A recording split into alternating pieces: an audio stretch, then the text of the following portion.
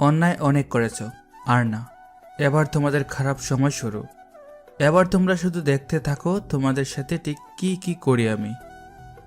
আরিয়ান একটা রংচটা ভাঙা দেয়ালের ওপর কয়েক টুকরো কাগজে কিছু লিখে কাঁটা দিয়ে আটকে রেখেছিল। বেশ কিছুক্ষণ ধরে গভীর মনোযোগ সহকারে সেই দেয়ালের দিকে তাকিয়ে থাকার পর হঠাৎ তার জল শক্ত হয়ে এলো। সে বিড়বিড় করে কথাগুলো বলল। এমন সময় হুট করে তার ফোনটা বেজে উঠল। আরিয়ান নিজের ফোনটা হাতে তুলে নিয়ে স্ক্রিনের দিকে তাকিয়ে নম্বরটি দেখে নিল। তার মুখে একটা রহস্যময় হাসি ফুটে উঠল। ফোনটা রিসিভ করে কানে নিতেই ওপাশ থেকে উত্তেজিত হয়ে একজন বলে উঠল, আরিয়ান দোস্ত, খবর কি? কিছু শুনেছিস? অহনার বাবার কোটি টাকার মালের ট্রাক গতকাল পুলিশ বাজেয়াপ্ত করেছে। কি বলছিস কি? সত্যি নাকি? পুলিশের এত বড় সাহস? তারা দ্য গ্রেট আমান চৌধুরীর ট্রাক বাজেয়াপ্ত করেছে? রাজীবের কথাগুলো শুনে আরিয়ান এমন ভাব করলো যেন সে এইমাত্র খবরটা শুনল এবং ভীষণ অবাক হলো। সে এমনভাবে আকাশ থেকে পড়ার অভিনয় করলো যেন সে কিছুই জানতো না। আরিয়ানের কথা শুনে রাজীব আবারও ভাবুক হয়ে বলল, আরে আমি ওটাই ভাবছি, যাকে দেখলে পুরো শহরে আইন প্রশাসন ভয়ে থরথর করে কাঁপতো, সেই মানুষের মাল পুলিশ বাজেয়াপ্ত করেছে। এটাও আমাদের শুনতে হচ্ছে, মানে বিশ্বাস করা যায় বল? যাকে দেখলে বা যার কথা শুনলে বাঘায় গরুতে এক ঘাটে জল খায়, তার মাল পুলিশ আটকে দিল। সিরিয়াসলি? তবে আমার কি মনে হয় জানিস, এটা পুলিশ নিজে থেকে কখনোই করেনি। নিশ্চয়ই কেউ একজন আছে যে পেছন থেকে কলকাঠি নাড়ছে এবং আমান চৌধুরীর সাম্রাজ্য ধ্বংস করতে উঠে পড়ে লেগেছে। কি বলছিস কি? কে এমন করেছে? কিছু কি জানা গিয়েছে? না মানে আমান চৌধুরীর সাথে পাঙ্গা নিচ্ছে, তার মানে নিশ্চয়ই সে সাধারণ কেউ না। কে হতে পারে বলতো? কি জানি, বলতে পারছি না। তবে যেই হোক না কেন, বাঘের বাচ্চার মতো সিংহের থাবা দিয়েছে আমান চৌধুরীর সাম্রাজ্যের উপর। আচ্ছা দোস্ত, তাড়াতাড়ি ক্যাম্পাসে চলে আয়। ক্যাম্পাসের হাওয়া এখন প্রচন্ড গরম। আর আচ্ছা ঠিক আছে, বাই, আমি আসছি। কথাটি বলে আরিয়ান ফোনটা কেটে দেয়। তার চোখ মুখে এখনো সেই রহস্যময় হাসির ঝিলিক। আরিয়ান আবারও সেই রংচাটা দেয়ালের দিকে তাকালো। সেখানে আটকানো একটা কাগজের টুকরোর দিকে তাকিয়ে সে মনে মনে বিড়বিড় করে বলল, কি বলেছিলাম তো, খারাপ সময় শুরু। সবই তো মাত্র শুরু মিস্টার আমান চৌধুরী। এখন দেখো তোমার কি অবস্থা আমি করি। Just wait and see. কথাটি ভাবতেই আরিয়ানের হাতের মুঠি শক্ত হয়ে এলো। সাথে সাথে তার চোখের সাদা অংশ যেন লাল টকটকে হয়ে গেল। মনে হচ্ছে যেন চোখ দিয়ে আগুনের ফুলকি ছুটছে। এরপর সে শক্ত করে চোখ দুটো বন্ধ করে নিল, যেন আগুনের শিখা নেভে গেল। কয়েক সেকেন্ড চোখ বন্ধ রেখে সে আবারও চোখ খুলল। এবার তার চোখ একদম স্বাভাবিক, যেন কিছুই হয়নি। এরপর চোখে মুখে একটু পানি দিয়ে সে আবারও সেই আগের ময়লা শার্ট, পুরনো প্যান্ট আর ক্ষয় হয়ে যাওয়া জুতো পরে নিল। এলোমেলো চুলে নিজের ভাঙা ঘর থেকে খুব স্বাভাবিক ভঙ্গিতে বেরিয়ে সে কলেজ ক্যাম্পাসের দিকে রওনা দিল। আরিয়ান যখন কলেজের গেট দিয়ে ভেতরে ঢুকলো, তখন চারপাশের থমথমে পরিবেশ দেখে তার ভেতরটা এক অদ্ভুত প্রশান্তিতে ভরে গেল। প্রতিদিন যে ক্যাম্পাসের হাসাহাসি আর দামি গাড়ির হর্নের শব্দ শোনা যেত, আজ সেখানে এক অস্বাভাবিক নীরবতা। ছাত্রছাত্রীরা ছোট ছোট দলে ভাগ হয়ে ফিসফিস করে কথা বলছে। আরিয়ান তার সেই ময়লা শার্টের কলারটা একটু ঠিক করে নিয়ে অতি সাধারণ ভঙ্গিতে হাঁটতে লাগলো। দূর থেকে সে দেখল কৃষ্ণচূড়া গাছের তলায় বড় সিমেন্টের বেঞ্চিতে অহনা মাথা নিচু করে বসে আছে। তাকে ঘিরে তার সব বন্ধুবান্ধব দাঁড়িয়ে। আরিয়ান ধীর পায়ে সেদিকে এগিয়ে গেল এবং আড়ালে দাঁড়িয়ে সবটা লক্ষ্য করতে লাগলো। আমি বিশ্বাসই করতে পারছি না সাইম, কাল রাত থেকে আব্বু কারোর সাথে কথা বলছে না। পুলিশ কমিশনার পর্যন্ত আমাদের এড়িয়ে চলছে। আমার খুব ভয় করছে। আরে অহনা, তুই এভাবে ভেঙে পড়লে চলে? আঙ্কেল তো আজকে মানুষ নন, এই শহর তার হাতের মুঠোয়। দেখবি 2 দিন পর সব ঠিক হয়ে যাবে। ছোটখাটো একটা ভুল বুঝাবুঝি হয়েছে হয়তো। হ্যাঁ অহনা, সাইম ঠিকই বলেছে। যার ভয়ে পুরো প্রশাসন তটস্থ থাকে তাকে আটকানোর ক্ষমতা এ শহরে কারো নেই। তুই চিন্তা করিস না, আমরা তো আছি। কিন্তু রিমি, এবারের ব্যাপারটা একটু অন্যরকম মনে হচ্ছে। আমি শুনলাম উপর মহল থেকে নাকি কড়া অর্ডার আছে, যেই হোক না কেন সে খুব শক্ত চাল চেলেছে। আঙ্কেলকে এভাবে কোণঠাসা করা সহজ কথা নয়। বন্ধুদের কথা শুনে অহনা কোনো উত্তর দিল না। তার দু চোখ বেয়ে টপ টপ করে জল পড়ছে। ঠিক সেই সময় রাজীব হন্তদন্ত হয়ে আরিয়ানের কাছে ছুটে এলো। রাজীবের চোখে মুখে রাজ্যের বিস্ময়। রেয়ান দোস্ত, দেখেছিস অবস্থা? ক্যাম্পাসে রানী আজ একদম স্নাল। অহনার বাবার এই অবস্থা হবে কেউ কি কখনো ভেবেছিল? পুরো ক্যাম্পাসে একটাই আলোচনা, আমান চৌধুরীকে কে বাস দিল। তাই তো রে রাজীব, দেখ খুব কষ্ট লাগছে। অহনা মেয়েটা কত অহংকারী ছিল, অথচ আজ দেখো কেমন চুপচাপ হয়ে আছে। কিন্তু রাজীব, আমান চৌধুরী কি আসলে কোনো অন্যায় করেছিলেন? না হলে পুলিশ কেন ধরবে? আরে বোকা, রাজনীতি আর ব্যবসার জগতে কত কি হয়। তবে যেই করুক না কেন, কাজটা কিন্তু একদম নিখুঁত হয়েছে। আমান চৌধুরীর মতো বাক্যে খাঁচায় ভরা তো চারটিখানি কথা না। রাজীবের কথা শুনে আরিয়ান মনে মনে হাসল। সে ভাবল, এখনো তো কেবল খাঁচায় ঢুকেছে, শিকল পরানো তো এখনো বাকি। আরিয়ান একটু সাহসী হওয়ার ভান করে অহনাদের জটলার দিকে কয়েক পা এগিয়ে গেল। তাকে দেখে অহনার বন্ধু ফারহান বিরক্ত হয়ে চিৎকার করে উঠল। এই যে ভিখারি আরিয়ান, এখানে কি করছিস? তামাশা দেখতে এসেছিস? যা এখান থেকে, নিজের চরকায় তেল দে। দেখিস না অহনা আপসেট। এখন এইসব ফালতু ছেলেদের মুখ দেখলে মেজাজ আরও বিগড়ে যাবে। এই ছেলে, তুমি ওখানে দাঁড়িয়ে আছিস কেন? যা এখান থেকে। সাইম আর ফারহানের কথা শুনে আরিয়ান একটুও রাগ করল না, বরং সে কাচুমাচু হয়ে নিজের দিকে তাকিয়ে রইল। তার ভেতরে তখন আগ্নেয়গিরির লাভা বইছে, কিন্তু বাইরে সে এখনও সেই শান্ত, নিরীহ আর বোকা আরিয়ান। ঠিক তখনই অহনা মাথা তুলে আরিয়ানের দিকে তাকালো। তার লাল হয়ে যাওয়া চোখে যেন একরাশ ঘৃণা আর বিষাদ মাখানো। ওকে যেতে দে সাইম, ওকে বলে কি হবে? ওর মতো বোকা আর গরিব ছেলে এই পরিস্থিতির গুরুত্ব কি বুঝবে? ওর কপালে তো ওই ভাঙা ঘর আর ছেঁড়া জুতোই আছে। আমাদের পতন দেখে হয়তো ও মনে মনে খুশি হচ্ছে। না হনা, আমি আসলে তোমাকে সান্ত্বনা দিতে আসছিলাম। তোমার বাবার ট্রাক নাকি পুলিশ ধরেছে। আমি ভাবলাম তোমাদের খুব মন খারাপ, তাই। চুপ কর একদম। তোর মতো থার্ড ক্লাস ছেলের সান্ত্বনা আমার লাগবে না। নিজের লেভেলে থাক আরিয়ান। আমাদের খারাপ সময় চলছে, তার মানে এই নয় যে তোর মতো রাস্তার ছেঁড়া জুতো আমাদের সমান হয়ে গেছিস। Get out from here. অহনার চিৎকারে আশেপাশের সবাই তাকিয়ে দেখছিল। আরিয়ান একটা দীর্ঘশ্বাস ফেলে ঘাড় নিচু করে সেখান থেকে চলে যেতে শুরু করলো। যাওয়ার সময় তার ঠোঁটের কোণে সেই রহস্যময় হাসিটা আবারও ফিরে এলো। সে মনে মনে বিড়বিড় করে বলল, থার্ড ক্লাস ছেলে, ছেঁড়া জুতো? আচ্ছা হনা, এই ছেঁড়া জুতোর লাথি যখন তোমার বাবার রাজপ্রাসাদে পড়বে, তখন তুমি কোথায় গিয়ে দাঁড়াবে সেটা দেখার অপেক্ষা রইলাম। Just wait and see. অহনার কড়া কথার পর ক্যাম্পাসের সবাই আরিয়ানের দিকে তাচ্ছিল্য নজরে তাকাচ্ছিল, কিন্তু আরিয়ান কোনো প্রতিবাদ করল না। সে খুব শান্তভাবে মাথা নিচু করে সেখান থেকে ধীর পায়ে হেঁটে চলে এলো। তার চেহারায় এক বিন্দু রাগ বা অপমানের চিহ্ন নেই, বরং আছে এক অদ্ভুত শীতলতা। রাজীব হনহনিয়ে আরিয়ানের পিছু পিছু এলো এবং তার হাত টেনে ধরল।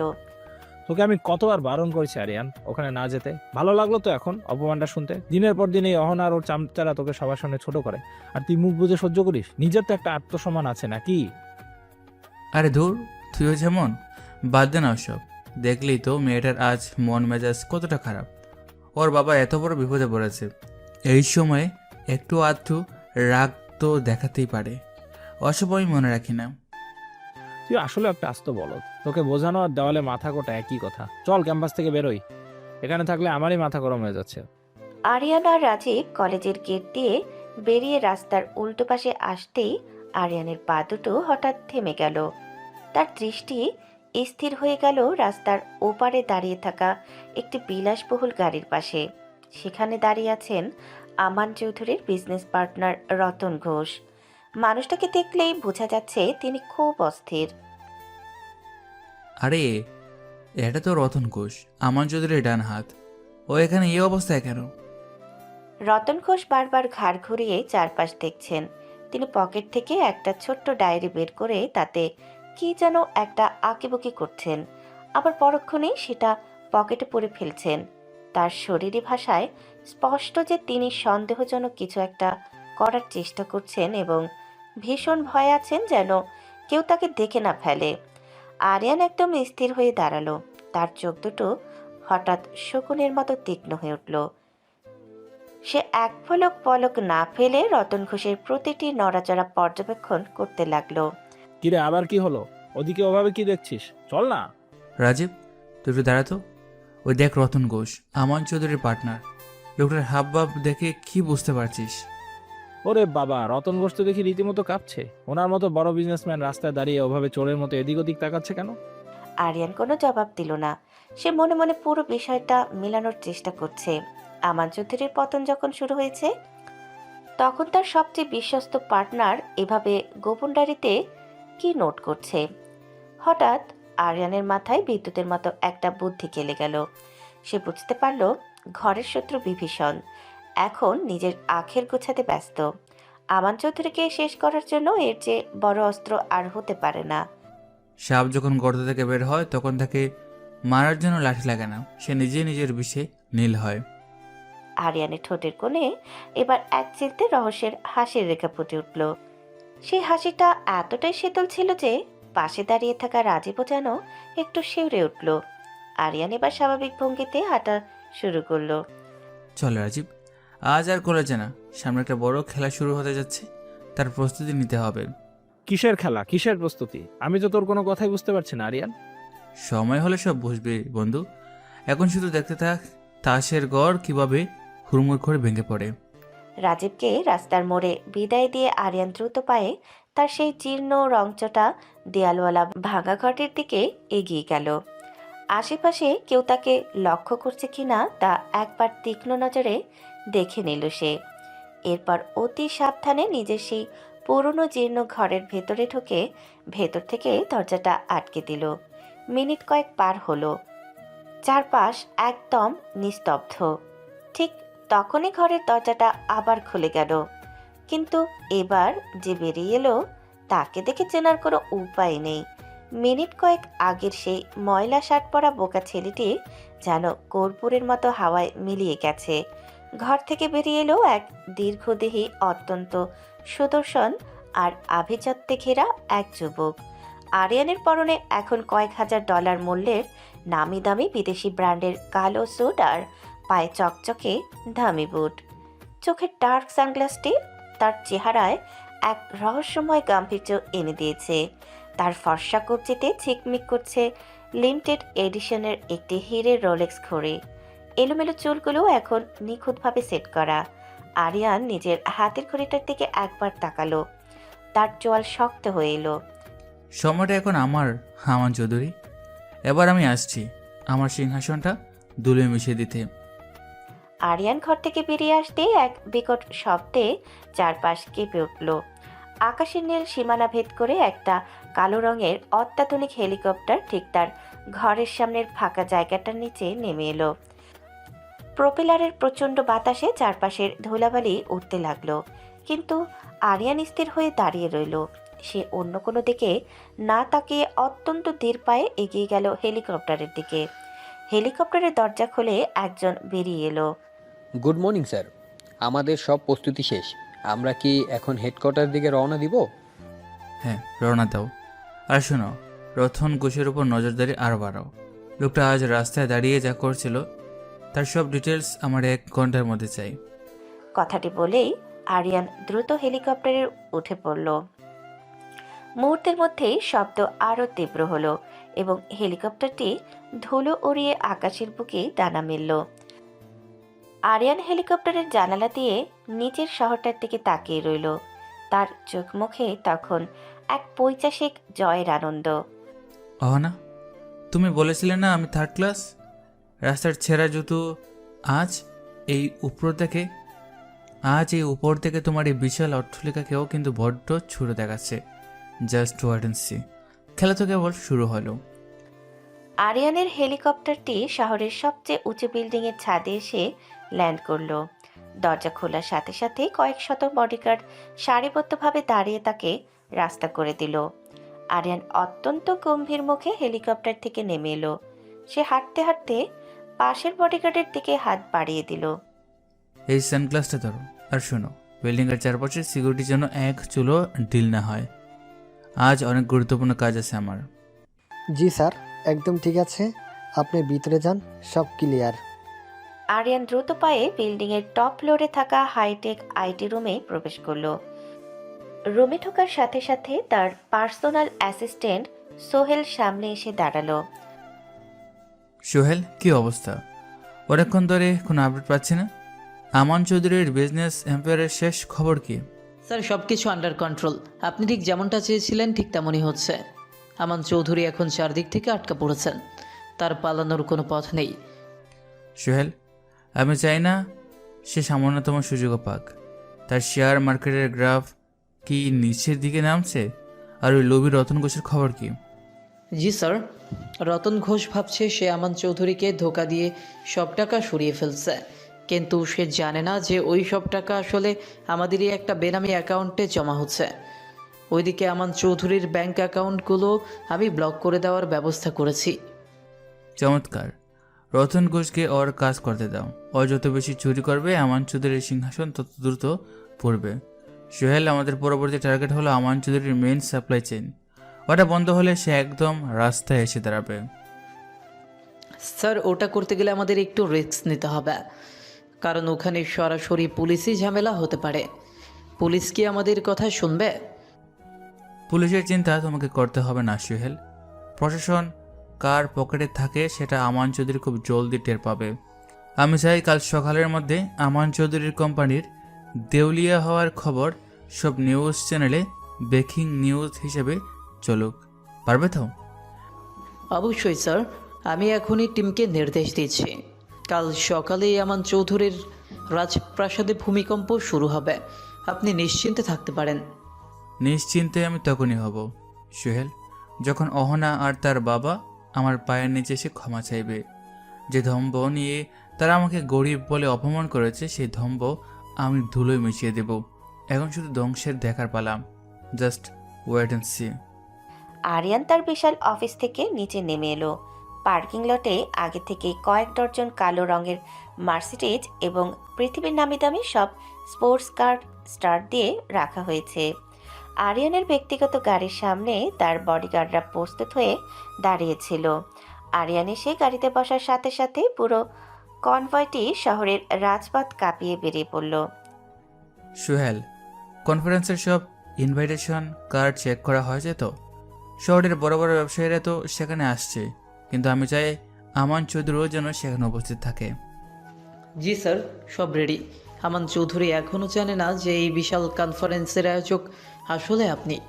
সে ভাবছে এটা সাধারণ কোনো বিজনেস মিটআপ, যেখানে গেলে হয়তো সে নতুন কোনো ইনভেস্টর পাবে। ওর এই আশাই ওর কাল হবে। ও যখন দেখবে ওর সামনে দাঁড়িয়ে থাকা মানুষটি সেই বোকা আরিয়ান, তখন ওর চেহারার অভিব্যক্তি দেখার মতো হবে। কনফারেন্সের সিকিউরিটি চেক করো, সাধারণ কেউ যেন ভিতরে ঢুকতে না পারে। স্যার, আমাদের সিকিউরিটি টিম পুরো হল রুম ঘিরে রেখেছে, এমনকি বাইরের মিডিয়াকেও করা নির্দেশ দেওয়া হয়েছে আপনি অনুমতি না দেওয়া পর্যন্ত যেন কোনো ছবি তোলা না হয়। ভালো করেছো। আজকে আমি সারা বিশ্বকে জানান দেব যে এই শহরের আসল অধিপতি কে। সোহেল, গাড়ি একটু জোরে চালাতে বলো। আমি চাই না দেশের এত বড় একটা কনফারেন্সে দেরি করে পৌঁছাতে। কালো রঙের দামি গাড়ির সারি যখন শহরের বুক চিরে এগিয়ে যাচ্ছিল, তখন সাধারণ মানুষ অবাক হয়ে তাকিয়ে দেখছিল। সবার মনে একটাই প্রশ্ন ছিল, কার এই রাজকীয় কনভয়? আরিয়ান গাড়ির জানালার কাজ নামিয়ে বাইরের শহরটার দিকে তাকালো। তার চোখে মুখে এখন তীব্র জেদ। আমান চৌধুরী, তুমি ভাবছো এই কনফারেন্সে গিয়ে কাউকে পাশে পাবে? বল ভাবছো? আজ থেকে তোমার পাশে দাঁড়ানোর সাহস এই শহরে কেউ দেখাবে না। আমি তোমাকে একা করে দেব, ঠিক যেমন তুমি একদিন আমাকে আমাদের পরিবারকে করেছিলে। স্যার, আমরা ভেনুর খুব কাছে চলে এসেছি। আমান চৌধুরী আর রহনাও কিন্তু মাত্রই ভেতরে প্রবেশ করেছে। চমৎকার। শিকার যখন খাঁচায় ঢুকে পড়েছে তখন আর দেরি করে লাভ নেই। চলো সোহেল, আজকের রাতটা আমান চৌধুরীর জীবনের সবচেয়ে অন্ধকার রাত হতে যাচ্ছে। শহরের সব থেকে বড় হোটেলের বিশাল হলরুমে আজ তিল ধারণের জায়গা নেই। চারদিকে ঝলমলে আলো আর নামি দামি সব মানুষের ভিড়। হলরুমের এক কোণে একটা টেবিলে বসে আছেন আমান চৌধুরী আর তার মেয়ে অহনা। আমান চৌধুরীর মুখটা আজ বড্ড শুকনো, বারবার কপালে জমে থাকা ঘাম মুছছেন তিনি। ঠিক তখনই মঞ্চের সব আলো নিভে গেল এবং শুধু একটি শক্তিশালী ফোকাস লাইট মঞ্চের প্রবেশপথের দিকে স্থির হলো। সুধী মণ্ডলী, আপনাদের সবাইকে আজকের এই বিশেষ অনুষ্ঠানে স্বাগতম। আমরা যার জন্য অধীর আগ্রহে অপেক্ষা করছি তিনি খুব অল্প সময়ে আমাদের দেশের ব্যবসায়ী জগৎকে তাক লাগিয়ে দিয়েছেন। আজ আমরা অত্যন্ত গর্বের সাথে মঞ্চে ডেকে নিচ্ছি আমাদের প্রধান অতিথি, দেশের 1 নম্বর তরুণ কোটিপতি এবং জেএস গ্রুপের মালিক মিস্টার আরিয়ান শাহরিয়াকে। উপস্থাপিকার এই ঘোষণার সাথে সাথেই পুরো হলরুমে তালি আর করতালিতে ফেটে পড়ল। আমান চৌধুরী আর অহনাও সবার মতো মঞ্চের দিকে অবাক হয়ে তাকিয়ে রইলেন। ধোয়ার ভেতর থেকে যখন সুয়েট বুট পরা একজন সপুরুষ যুবক মঞ্চে উঠে এলো, তখন অহনার কেন জানি খুব চেনা মনে হতে লাগলো। যুবকটি মাইক্রোফোনের সামনে এসে দাঁড়ালো এবং খুব ধীরে নিজের চোখের কালো সানগ্লাসটা খুলে পকেটে রাখলো। আব্বু, হেঁটে কি দেখছি আমি? এই লোকটা দেখতে একদম আমাদের কলেজের ওই ভিখারি আরিয়ানের মতো না। না না না, এটা কিভাবে সম্ভব? ও তো একটা গরিব আর আস্ত বোকা ছেলে। আমারও তো মাথা কাজ করছে না অহনা। একজন সামান্য ছাত্র এই পর্যায়ে আসবে কিভাবে? নিশ্চয়ই আমাদের দেখতে ভুল হচ্ছে। ভালো করে তাকিয়ে দেখতো। আরিয়ান যখন মাইক্রোফোনটা হাতে নিয়ে মুখ তুলল, তখন তার চেহারা বড় পর্দায় পরিষ্কার দেখা গেল। এ তো সেই আরিয়ান যাকে তারা প্রতিনিয়ত অপমান করেছে। আমান চৌধুরী আর অহনা দুজনেই যেন শক খেলেন। ভয়ে আর বিস্ময়ে তাদের বুক কাঁপতে লাগলো। এ যেন আকাশ ভেঙে তাদের মাথার উপর পড়ল। আরিয়ান মাইক্রোফোনে আলতো করে একটা ফু দিয়ে কথা বলা শুরু করলো। আসসালামু আলাইকুম। আজ এখানে অনেক বড় বড় ব্যবসায়ীরা এসেছেন। আপনারা হয়তো ভাবছেন আমি কে বা আমার পরিচয় কী। আসলে পরিচয়টা বড় কথা নয়, বড় কথা হলো আমাদের ব্যবহার। আমি বিশ্বাস করি কাউকে গরিব বলে ছোটো বাবা বা তার সাধারণ পোশাক দেখে তাকে অপমান করাটা হলো মানুষের সবথেকে বড় বোকামি। অহংকার এমন একটা জিনিস যা মানুষকে 1 সেকেন্ডে আকাশ থেকে মাটিতে নামিয়ে আনতে পারে। আরিয়ানের এই কথাগুলো শুনে আমান চৌধুরীর মুখটা চুন হয়ে গেল। তিনি বুঝতে পারলেন আরিয়ান তাদের দিকেই ইশারা করছে। অহনা মাথা নিচে করে বসে রইল, তার চোখ দিয়ে অঝরে জল নামছে। আরিয়ান মঞ্চে দাঁড়িয়ে খুব শান্তভাবে সবার দিকে তাকাতে লাগলো। আমি জানি এখানে থাকা অনেকেরই আজ খুব খারাপ সময় যাচ্ছে। অনেকে ভাবছে কেন তাদের সাজানো ব্যবসা তাসের ঘরের মতো ভেঙে পড়ছে। আসলে যখন কেউ অন্যের ক্ষতি করে বড় হতে চায় তখন তার পতনটা ঠিক এভাবেই হয়। আমি আজ আপনাদের একটা কথা বলতে চাই, সময় সবসময় সবার এক যায় না। যাকে আজ আপনি তুচ্ছ মনে করে তাড়িয়ে দিচ্ছেন, কাল হয়তো তাকে আপনার সালাম দিয়ে কথা বলতে হতে পারে। তাই মানুষকে সম্মান দিতে শিখুন। আরিয়ান কারো নাম নিল না, কিন্তু তার প্রতিটি কথা তীরের মতো গিয়ে আমান চৌধুরী আর অহনার বুকে বিঁধছিল। উপস্থিত সবাই আরিয়ানের বক্তব্যের পর দাঁড়িয়ে হাততালি দিতে লাগলো। আরিয়ান মঞ্চ থেকে নামার সময় একবার আমান চৌধুরীর টেবিলের দিকে তীক্ষ্ণ চোখে তাকালো। তার চোখে তখন কোনো দয়া নেই, আছে শুধু জেদ। আজকের এই অনুষ্ঠান থেকে আপনাদের জন্য একটা কথা, অহংকার কখনো মানুষকে বড় করে না। যারা ভেবেছিলেন তারা দৌড়াছোয়ার বাইরে, তারা আজ থেকে নতুন করে ভাবতে শুরু করুন। খেলা তো কেবল শুরু হলো। ধন্যবাদ সবাইকে। আরিয়ান স্টেজ থেকে নেমে দ্রুত বেরিয়ে গেল, তার পেছনে বডিগার্ডের বিশাল দল। আমান চৌধুরী ধপাস করে চেয়ারে বসে পড়লেন। তিনি বুঝতে পারছেন তার সামনে এখন মস্ত বড় বিপদ। অহনা এখনো পাথরের মতো বসে আছে, তার কানে শুধু আরিয়ানের সেই গম্ভীর গলা বাজছে। গতরাতের সেই রাজকীয় কনফারেন্সের রেশ এখনো কাটেনি। পুরো শহর যখন দেশের নতুন শীর্ষ কোটিপতি আরিয়ান শাহরিয়ারকে নিয়ে তোলপাড়, ঠিক তখন কলেজ ক্যাম্পাসে এক অদ্ভুত দৃশ্য দেখা গেল।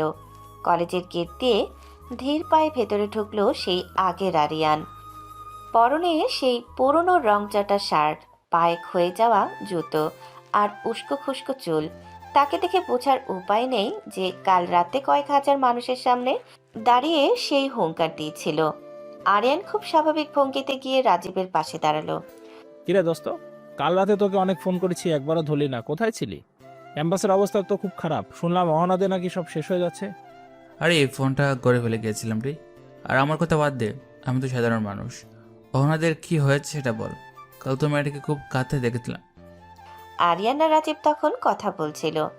ঠিক তখনই অহনা তার বন্ধুদের দলবল নিয়ে সেখান দিয়ে যাচ্ছিল। অহনার চেহারা আজ একদম ফ্যাকাশে। তার চোখে গতরাতের সেই মঞ্চের দৃশ্যটা বারবার ভাসছে। সে বারবার আরিয়ানের দিকে তাকাচ্ছে আর ভাবছে, এটা কিভাবে সম্ভব? কাল রাতে যাকে কোটি টাকার স্তূটে দেখলাম, সে আজ এই ছেঁড়া পোশাকে কেন? অহনা একরকম ঘোরের মধ্যে আরিয়ানের দিকে তাকিয়ে থাকলো। এই যে আমাদের কলেজের ভিখারি সাহেব, কিরে তোর সাহস তো কম না? কালকে অপমান পরও আবার এই মুখ নিয়ে কলেজে এসেছিস? লজ্জা শরম কি সব ধুয়ে খেয়েছিস? আরে সায়েম, ওকে বলে লাভ নেই। রাস্তার কুকুরের গায়ে গরম জল ঢাললেও সে যেমন আবার ফিরে আসে, ও ঠিক তেমন। কিরে আরিয়ান, আজ কি তোর বাড়িতে চাল ফুরিয়ে গেছে? আমাদের অহনার মন ভালো থাকলে হয়তো তোকে কিছু টাকা দিত, কিন্তু আজ তোর নিজেরই সময় খারাপ। সাইম আর ফারহানের কথা শুনে আরিয়ান মাথা নিচু করে রইল। তার মনে মনে হাসির ঝড় বইছে। সে ভাবছে, কাল রাতে আমি যে টাকা বিলিয়েছি তা দিয়ে তোদের মতো শত শত স্যামকে কিনে নেওয়া যায়। কিন্তু বাইরে সে একদম শান্ত। ঠিক তখনই সবাইকে অবাক করে দিয়ে অহনা চিৎকার করে উঠল। সাইম, ফারহান, তোমরা কি মুখটা একটু বন্ধ করবে? আরিয়ানকে নিয়ে আর একটা বাজে কথা বলবে না। ওকে ওর মতো থাকতে দাও। কি বলছিস অহনা? এই ছেলেটাকে তো তুই সব থেকে বেশি অপছন্দ করতিস, আজ হঠাৎ ওকে সাপোর্ট করছিস কেন? ও তো একটা ফালতু ছেলে। আমি কাউকে সাপোর্ট করছি না, কিন্তু আমাদের এখন অন্য মানুষের দিকে আঙ্গুল তোলার সময় হয়নি। আরিয়ান আমাদের সাথে কোনো অন্যায় করেনি। তোরা দয়া করে চুপ কর। অহনার এই পরিবর্তন দেখে তার বন্ধুরা একে অপরের মুখের দিকে তাকাতে লাগলো।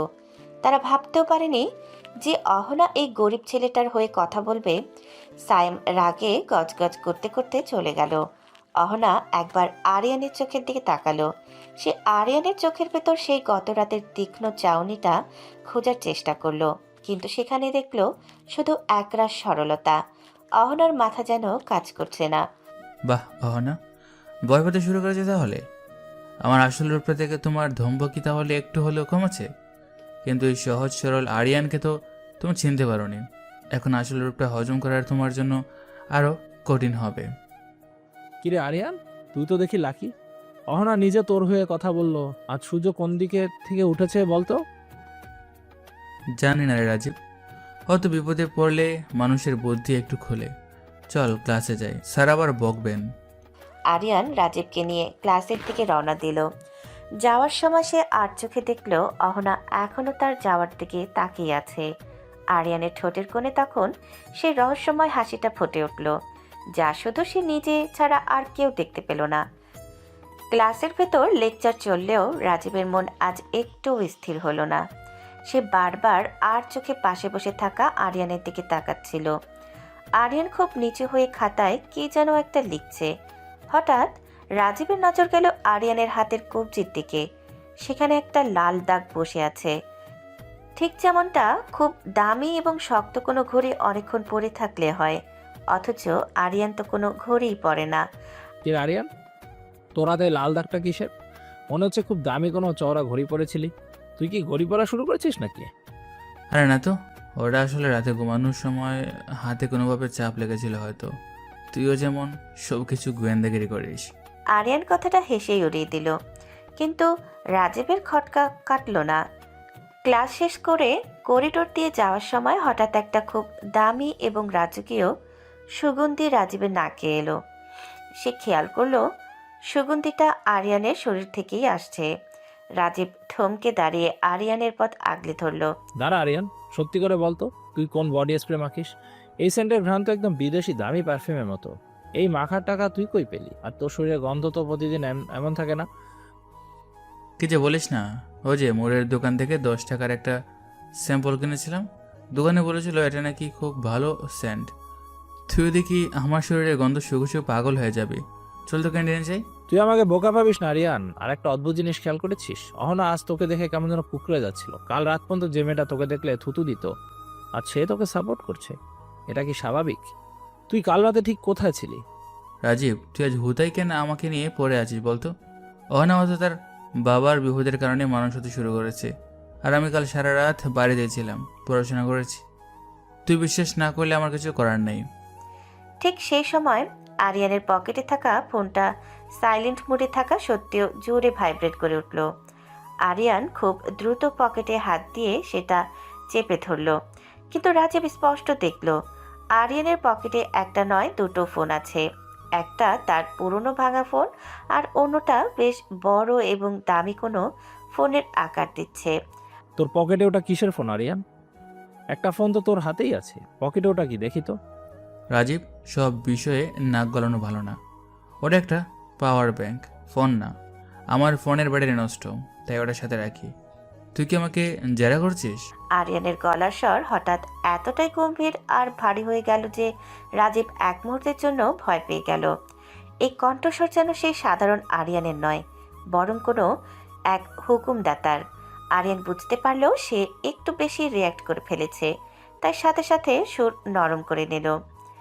সরি বন্ধু, আসলে মাথার ব্যথায় মেজাজটা একটু খিটখিটে হয়ে আছে। তুই সন্দেহ করিস না তো? আমি তো তোর সেই পুরনো বন্ধুই আছি।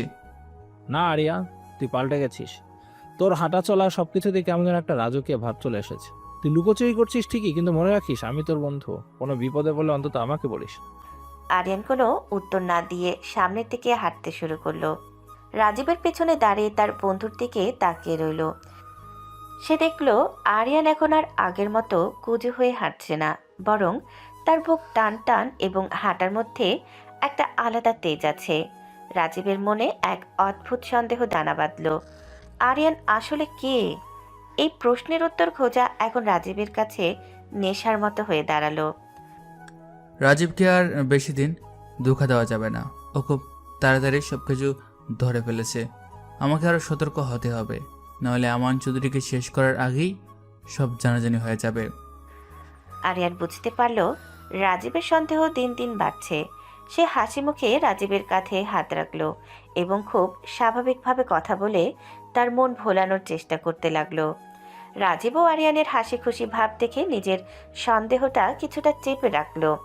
দুজনে গল্প করতে করতে কলেজ থেকে বেরিয়ে মেন রাস্তা পার হচ্ছিল। ঠিক তখনই চারপাশ কাঁপিয়ে হর্ন বাজাতে বাজাতে একটা বিশালাকার ট্রাক বেপরোয়া গতিতে তাদের দিকে ধেয়ে এলো। রাজীব, ওই দেখ অপাশে নতুন একটা খাবারের দোকান দিয়েছে, চল আজ তোকে পেট ভরে। আরিয়ান কথা শেষ করতে পারল না। ট্রাকটি সরাসরি আরিয়ানের উপরে উঠে আসছিল।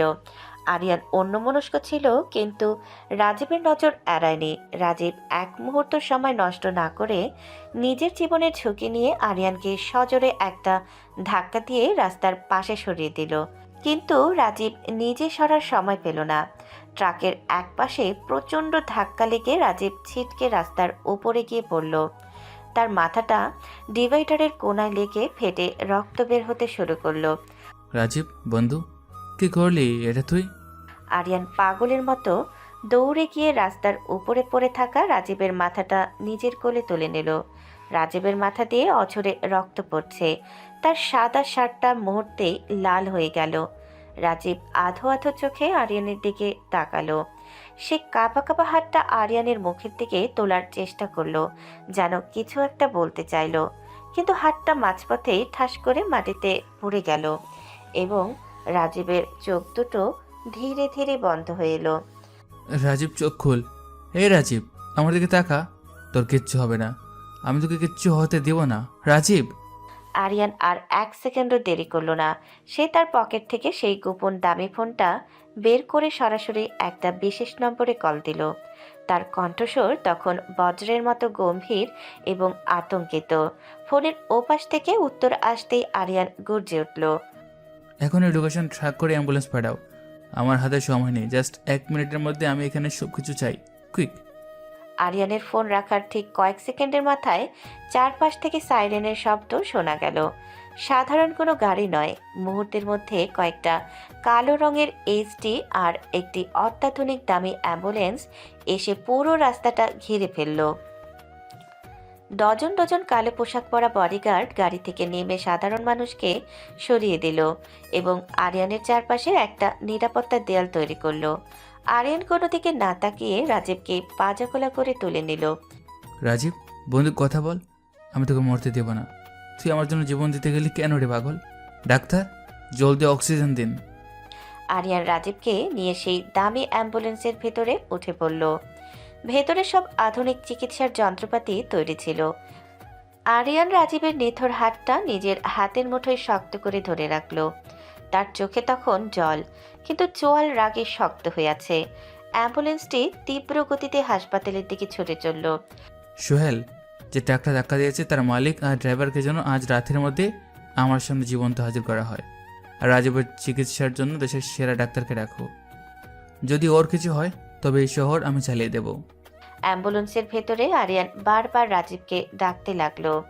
সে তার বন্ধুকে হারানোর ভয়ে কুঁকড়ে যাচ্ছিল।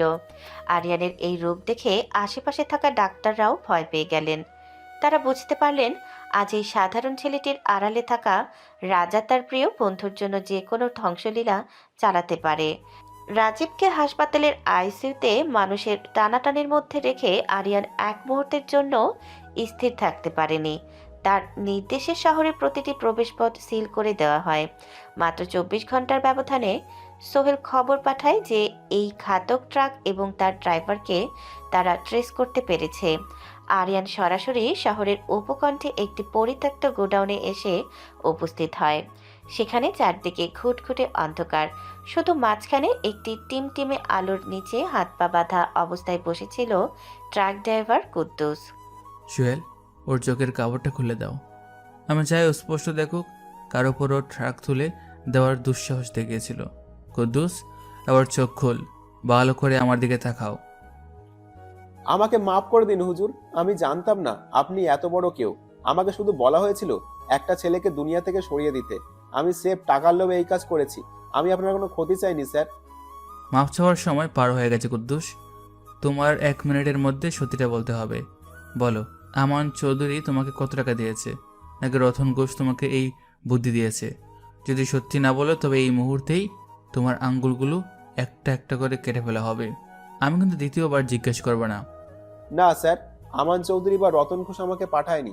আমাকে যে মানুষটা টাকা দিয়েছে তিনি আপনার খুব পরিচিত।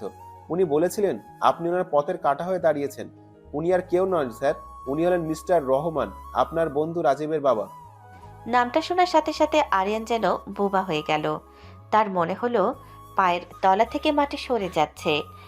যে রাজীব নিজের জীবন দিয়ে তাকে বাঁচালো, সে রাজীবের বাবা তাকে খুন করতে চেয়েছিলেন। অবিশ্বাসে আরিয়ানের পুরো শরীর কাঁপতে শুরু করলো। সে রাগে আর দুঃখে চিৎকার করে উঠল। মুখ সামলে কথা বলো কুদ্দুস। রাজীবের বাবা আমাকে মারতে চাইবে কেন? উনি তো আমাকে ছেলের মতো আদর করেন। রাজীব আজ আমার জন্য মৃত্যুর মুখে, আর তুমি বলছো ওর বাবাই আমাকে মারার জন্য ঘাতক বাড়িয়েছে? এক মুহূর্তের মধ্যে সত্যি বলো, নাহলে আমি তোমাকে এখানেই শেষ করে দেব। বিশ্বাস করুন স্যার, আমি মরার আগে মিথ্যা বলছি না। মিস্টার রহমান আমান চৌধুরীর সব থেকে বড় গোপন পার্টনার। আমান চৌধুরীর কোম্পানিতে রহমান সাহেবের শত শত কোটি টাকা খাটানো আছে। আপনি যখন থেকে আমান চৌধুরীকে আক্রমণ করেছেন তখন থেকে রহমান সাহেব ফকির হতে শুরু করেছেন। উনি যখন জানতে পারলেন যে আপনি সেই ছত্রবেশী কোটিপতি যে তাদের ধ্বংস করেছে, তখন উনি পাগল হয়ে যান। উনি আমাকে 5 কোটি টাকার লোভ দেখিয়ে আপনাকে মারতে বলেছিলেন। সোহেল, তুমি কি শুনলে এই লোকটা কি বললো? যে মানুষকে আমি নিজের অভিভাবক ভাবতাম সেই আমার সব থেকে বড় শত্রু। রাজীব নিজের বাবার পাঠানো ট্রাকের নিচে প্রাণ দিতে গেল। সে অদ্ভুত এই নিয়তি। আমার খুব কষ্ট হচ্ছে সোহেল, নিজের উপর ঘৃণা হচ্ছে। স্যার, আপনি নিজেকে দোষ দিবেন না। আমি আগেই বলেছিলাম আপনার আশেপাশে শত্রু উৎপিতে আছে। আমরা কি এখনই রহমান সাহেবকে তুলে আনবো? বিশ্বাসঘাতকতার বিচার কি এখনই শুরু করব? না সোহেল, বিশ্বাসঘাতকতার বিচার এত সহজে করলে হবে না। যে মানুষটা নিজের ছেলের জীবনকে তোয়াক্কা না করে টাকার মোহে অন্ধ হয়ে গেছে, তাকে তিলে তিলে শেষ করতে হবে। কুদ্দুসকে একদম মাটির নিচে কোনো গোপন ছেলে আটকে রাখো, ও যেন সূর্যের আলো দেখতে না পায়। ও আমার সব থেকে বড় প্রমাণ। আর মিস্টার রহমানের কি হবে স্যার? উনি তো ভাবছেন আপনি মারা গেছেন আর ওনার পথের কাঁটা দূর হয়ে গেছে। আমাদের পরবর্তী চল কি হবে? উনি সেটাই ভাবুক। উনি ভাবুক যে ওনার মিশন সফল হয়েছে। রাজীব যদি সুস্থ হয়ে ফেরে, তবে আমি ওর সামনে ওর বাবার এই নোংরা মগজটা ছেড়ে ফেলবো। রাজীবের জীবনের বিনিময়ে আমি ওর বাবার কোনো ক্ষমা করব না। আমান চৌধুরী আর রহমান সাহেব মিলে যে বিষাক্ত খেলা শুরু করেছে, এবার আমি তাদের সেই খেলাতেই পুড়িয়ে মারব। Just wait and see. গোডাউনের ভেতরে কুদ্দুসের জবানবন্দি শোনার পর আরিয়ানের মাথার ভেতর যেন রক্ত টকবক করে ফুটছিল। তার নিজের বিশ্বস্ত মানুষরাই যে তাকে মারার জন্য ঘাতক পাঠিয়েছে, এটা সে কিছুতেই মেনে নিতে পারছিল না। আরিয়ান তার বডিগার্ডদের দিকে তাকালো। তার চোখের সেই শীতল চাহনি দেখে উপস্থিত সবাই বুঝতে পারল আজ আর কারো নিস্তার নেই। আরিয়ান কুদ্দুসের দিকে এক পা করে এগিয়ে গেল। সোহেল, এই কুদ্দুসকে এখনই পুলিশে দেবে না। একে আমাদের স্পেশাল টর্চার সেলে নিয়ে যাও। এর শরীরের জন্য কোনো দাগ না দেখে, কিন্তু এর প্রতিটি হাড় যেন ভাঙ্গা হয়। ওই জন্য প্রতি মুহূর্তে অনুভব করে যে মিস্টার রহমানের হয়ে কাজ করার ফল কী হতে পারে। আর শোনো, ওকে শুধু ততটুকু খাবার আর জল দেবে যাতে ও মরে না চায়। একে আমার মিস্টার রহমানের সামনে জ্যান্ত হাজির করতে হবে। জি স্যার, আপনি একদম চিন্তা করবেন না। কুদ্দুস পালানোর কথা তো দূরে থাক, নিজের নাম পর্যন্ত ভুলে যাবে। আমরা ওকে এখনই বেসমেন্টে নিয়ে যাচ্ছি। আপনার পরবর্তী হুকুম কি? আমি এখনই হাসপাতালে যাব, রাজীবের কাছে। আমার থাকা খুব দরকার। ওর বাবা ওর সাথে যে অন্যায় করেছে তার ক্ষতিপূরণ হয়তো আমি দিতে পারবো না, কিন্তু বন্ধু হিসেবে ওর জীবনটা আমাকে বাঁচাতেই হবে। চলো সোহেল, গাড়ি বের করো। আরিয়ান দ্রুত গোডাউন থেকে বেরিয়ে তার মার্সিডিজে উঠল। ড্রাইভারকে নির্দেশ দিল সর্বোচ্চ গতিতে হাসপাতালের দিকে যেতে। রাস্তার প্রতিটি সিগন্যাল ভেঙে আরিয়ানের কনভয় হাসপাতালের সামনে এসে থামল। আরিয়ানের বুকটা কেন জানি বারবার কেঁপে উঠছিল। এক অজানা আতঙ্ক তাকে গ্রাস করছিল। সে লিফটের জন্য অপেক্ষা না করে সিঁড়ি দিয়ে দৌড়ে আইসিইউর ফ্লোরে পৌঁছালো। রাজীব বন্ধু, আমি এসে গেছি। তোকে মারার আদেশ কে দিয়েছিল আমি জেনে গেছি। তুই শুধু একবার চোখ খুল, আমি সব ঠিক করে দেব। আরিয়ান আইসিইউর দরজার সামনে এসে থমকে দাঁড়িয়ে গেল। যে বেডে রাজীব থাকার কথা ছিল সে বেডটি একদম খালি। আইসিইউর ভেতরে কোনো ডাক্তার নেই, কোনো নার্স নেই, এমনকি অক্সিজেন সিলিন্ডার আর মনিটরগুলো সব বন্ধ করে একপাশে সরিয়ে রাখা হয়েছে। আরিয়ানার মাথার ভেতর যেন হাজারটা হাতুড়ি একসাথে পিটতে লাগলো। সে পাগলের মতো চিৎকার করে নার্সিং স্টেশনে দৌড়ে গেল। নার্স, এখানে যে রোগীটা ছিল সে কোথায়? রাজীব কোথায়? ওর তো অপারেশন হওয়ার কথা ছিল। ও এখান থেকে কোথায় গেল? আপনারা কথা বলছেন না কেন? স্যার, আসলে মিস্টার রহমানের নির্দেশে রোগীকে অন্য কোথাও শিফট করা হয়েছে। তিনি এসে অনেক চিৎকার চেঁচামেচি করেছেন এবং কোনো এক প্রাইভেট অ্যাম্বুলেন্সে করে রোগীকে নিয়ে গেছেন। আমরা ওনাকে আটকানোর অনেক চেষ্টা করেছি, কিন্তু উনি কোনো কথাই শুনেননি। কি বললেন? রহমান সাহেব ওকে নিয়ে গেছেন? কিন্তু রাজীবের অবস্থা তো খুব আশঙ্কাজনক ছিল। এই অবস্থায় ওকে নিয়ে যাওয়া মানে তো ওকে মৃত্যুর মুখে ঠেলে দেওয়া। আপনারা কিভাবে অনুমতি দিলেন? স্যার শান্ত হন, আমি এখনই সিসিটিভি ফুটেজ চেক করছি। রহমান সাহেব হয়তো জানতেন আমরা এখানে আছি, তাই রাজীবকে আমাদের থেকে দূরে সরিয়ে নিয়েছেন। উনি হয়তো ভয় পাচ্ছেন যে রাজীব সুস্থ হলে সব সত্যি বলে দিবে। শয়তান নিজের স্বার্থের জন্য নিজের ছেলেকে এভাবে মরতে দিচ্ছে। রহমান সাহেব জানতেন যে রাজীবের চিকিৎসা আমি করাচ্ছি, তাই ও রাজীবকে গায়েব করে দিয়েছে। সোহেল, শহরের প্রতিটি প্রাইভেট হাসপাতাল, ক্লিনিক, এমনকি মিস্টার রহমানের গোপন আস্তানাগুলোতেও রেড দাও। রাজীবের যদি এক ফোঁটা রক্ত বেশি জটে, তবে আমি রহমান সাহেবকে কুচি কুচি করে কেটে ফেলবো। স্যার, আমরা কি পুলিশের সাহায্য নিব? রহমান সাহেব তো এখন আইনত অপরাধী। না সোহেল, পুলিশ দিয়ে আমার বন্ধুকে পাওয়া যাবে না। রহমান সাহেবকে আমি চিনি। ও রাজীবকে কোনো ক্লিনিকে নয়, বরং এমন কোথাও লুকিয়ে রেখেছে যেখানে পৌঁছানো আমাদের জন্য কঠিন হবে। কিন্তু ও জানে না, আরিয়ান শাহরিয়ার যখন খুঁজতে বের হয় তখন পাতাল থেকেও মানুষকে খুঁজে বের করতে পারে। আজ থেকে আর কোনো ছদ্মবেশ নয়, আর কোনো অভিনয় নয়। রহমান সাহেব আর আমান চৌধুরীর ধ্বংসযজ্ঞ আজ থেকেই পূর্ণরূপে শুরু হবে। আরিয়ান হাসপাতালের করিডোর দিয়ে দ্রুত পায়ে নিচে নেমে এলো। তার চোখ দিয়ে এখন জলের বদলে আগুন ঝরছে। সে বুঝতে পারছে রাজীবকে দিয়ে তাকে ব্ল্যাকমেল করার চেষ্টা করা হচ্ছে। আরিয়ান গাড়িতে উঠে ফোন বের করলো এবং তার পুরো আইটি টিমকে লাইনে নিল।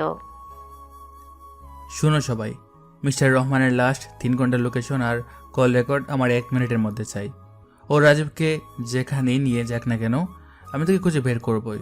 আর সুহেল, আমান চৌধুরীর সব শিপমেন্ট আজ রাতেই সিজ করার ব্যবস্থা করো। ওদের না বিশ্বাস যখন উঠবে তখনই ওরা রাজীবকে নিয়ে ডিল করতে আসবে। আমি তৈরি। আরিয়ানের আইটি টিম এবং ফিল্ড এজেন্টরা পুরো শহর তছনছ করে অবশেষে মিস্টার রহমানের একটি গোপন বাগানবাড়ির লোকেশন বের করতে সক্ষম হলো। আরিয়ান এক মুহূর্ত দেরি না করে বডিগার্ডদের বিশাল এক বাহিনী নিয়ে সেই বাগানবাড়ির সামনে গিয়ে পৌঁছালো। তার নির্দেশে বডিগার্ডরা সদর দরজা ভেঙে ভেতরে প্রবেশ করলো। আরিয়ান ভেবেছিল ভেতরে হয়তো রাজীবকে জখম অবস্থায় দেখবে, কিন্তু ড্রয়িং রুমে ঢুকে সে দেখল মিস্টার রহমান মাথায় হাত দিয়ে সোফায় বসে আছেন। তার চোখ মুখ বিধ্বস্ত এবং তিনি অঝরে কাঁদছেন। মিস্টার রহমান, অনেক নাটক করেছেন, এবার সব বন্ধ করুন। রাজীব কোথায়? ওকে আপনি কোন করে বন্দি করে রেখেছেন? আমার দরজার বাঁধ ভেঙে যাওয়ার আগে রাজীবকে আমার সামনে নিয়ে আসুন, না হলে এই বাড়ি আজ শ্মশান হয়ে যাবে। অরিয়ন, তুমি এখানে কিভাবে এলে?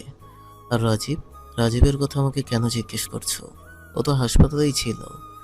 আমি তো পাগলের মতো হাসপাতাল থেকে এখানে এসেছি, এটা ভেবেছে হয়তো ও বাসায় ফিরেছে, কিন্তু ও তো কোথাও নেই। মুখ সামলে কথা বলুন। আমি সব জেনে গেছি। আপনার পাঠানো ঘাতক কুদ্দুস এখন আমার কবজায় আছে এবং সে নিজের মুখে সব স্বীকার করেছে। আপনি আমান চৌধুরীর সাথে হাত মিলিয়ে আমাকে মারতে চেয়েছিলেন, আর এখন বলছেন আপনি কিছু জানেন না। রাজীবকে হাসপাতাল থেকে সরিয়ে দিয়ে আপনি এখন সাধু সাজার চেষ্টা করছেন। রাজীবকে বের করুন।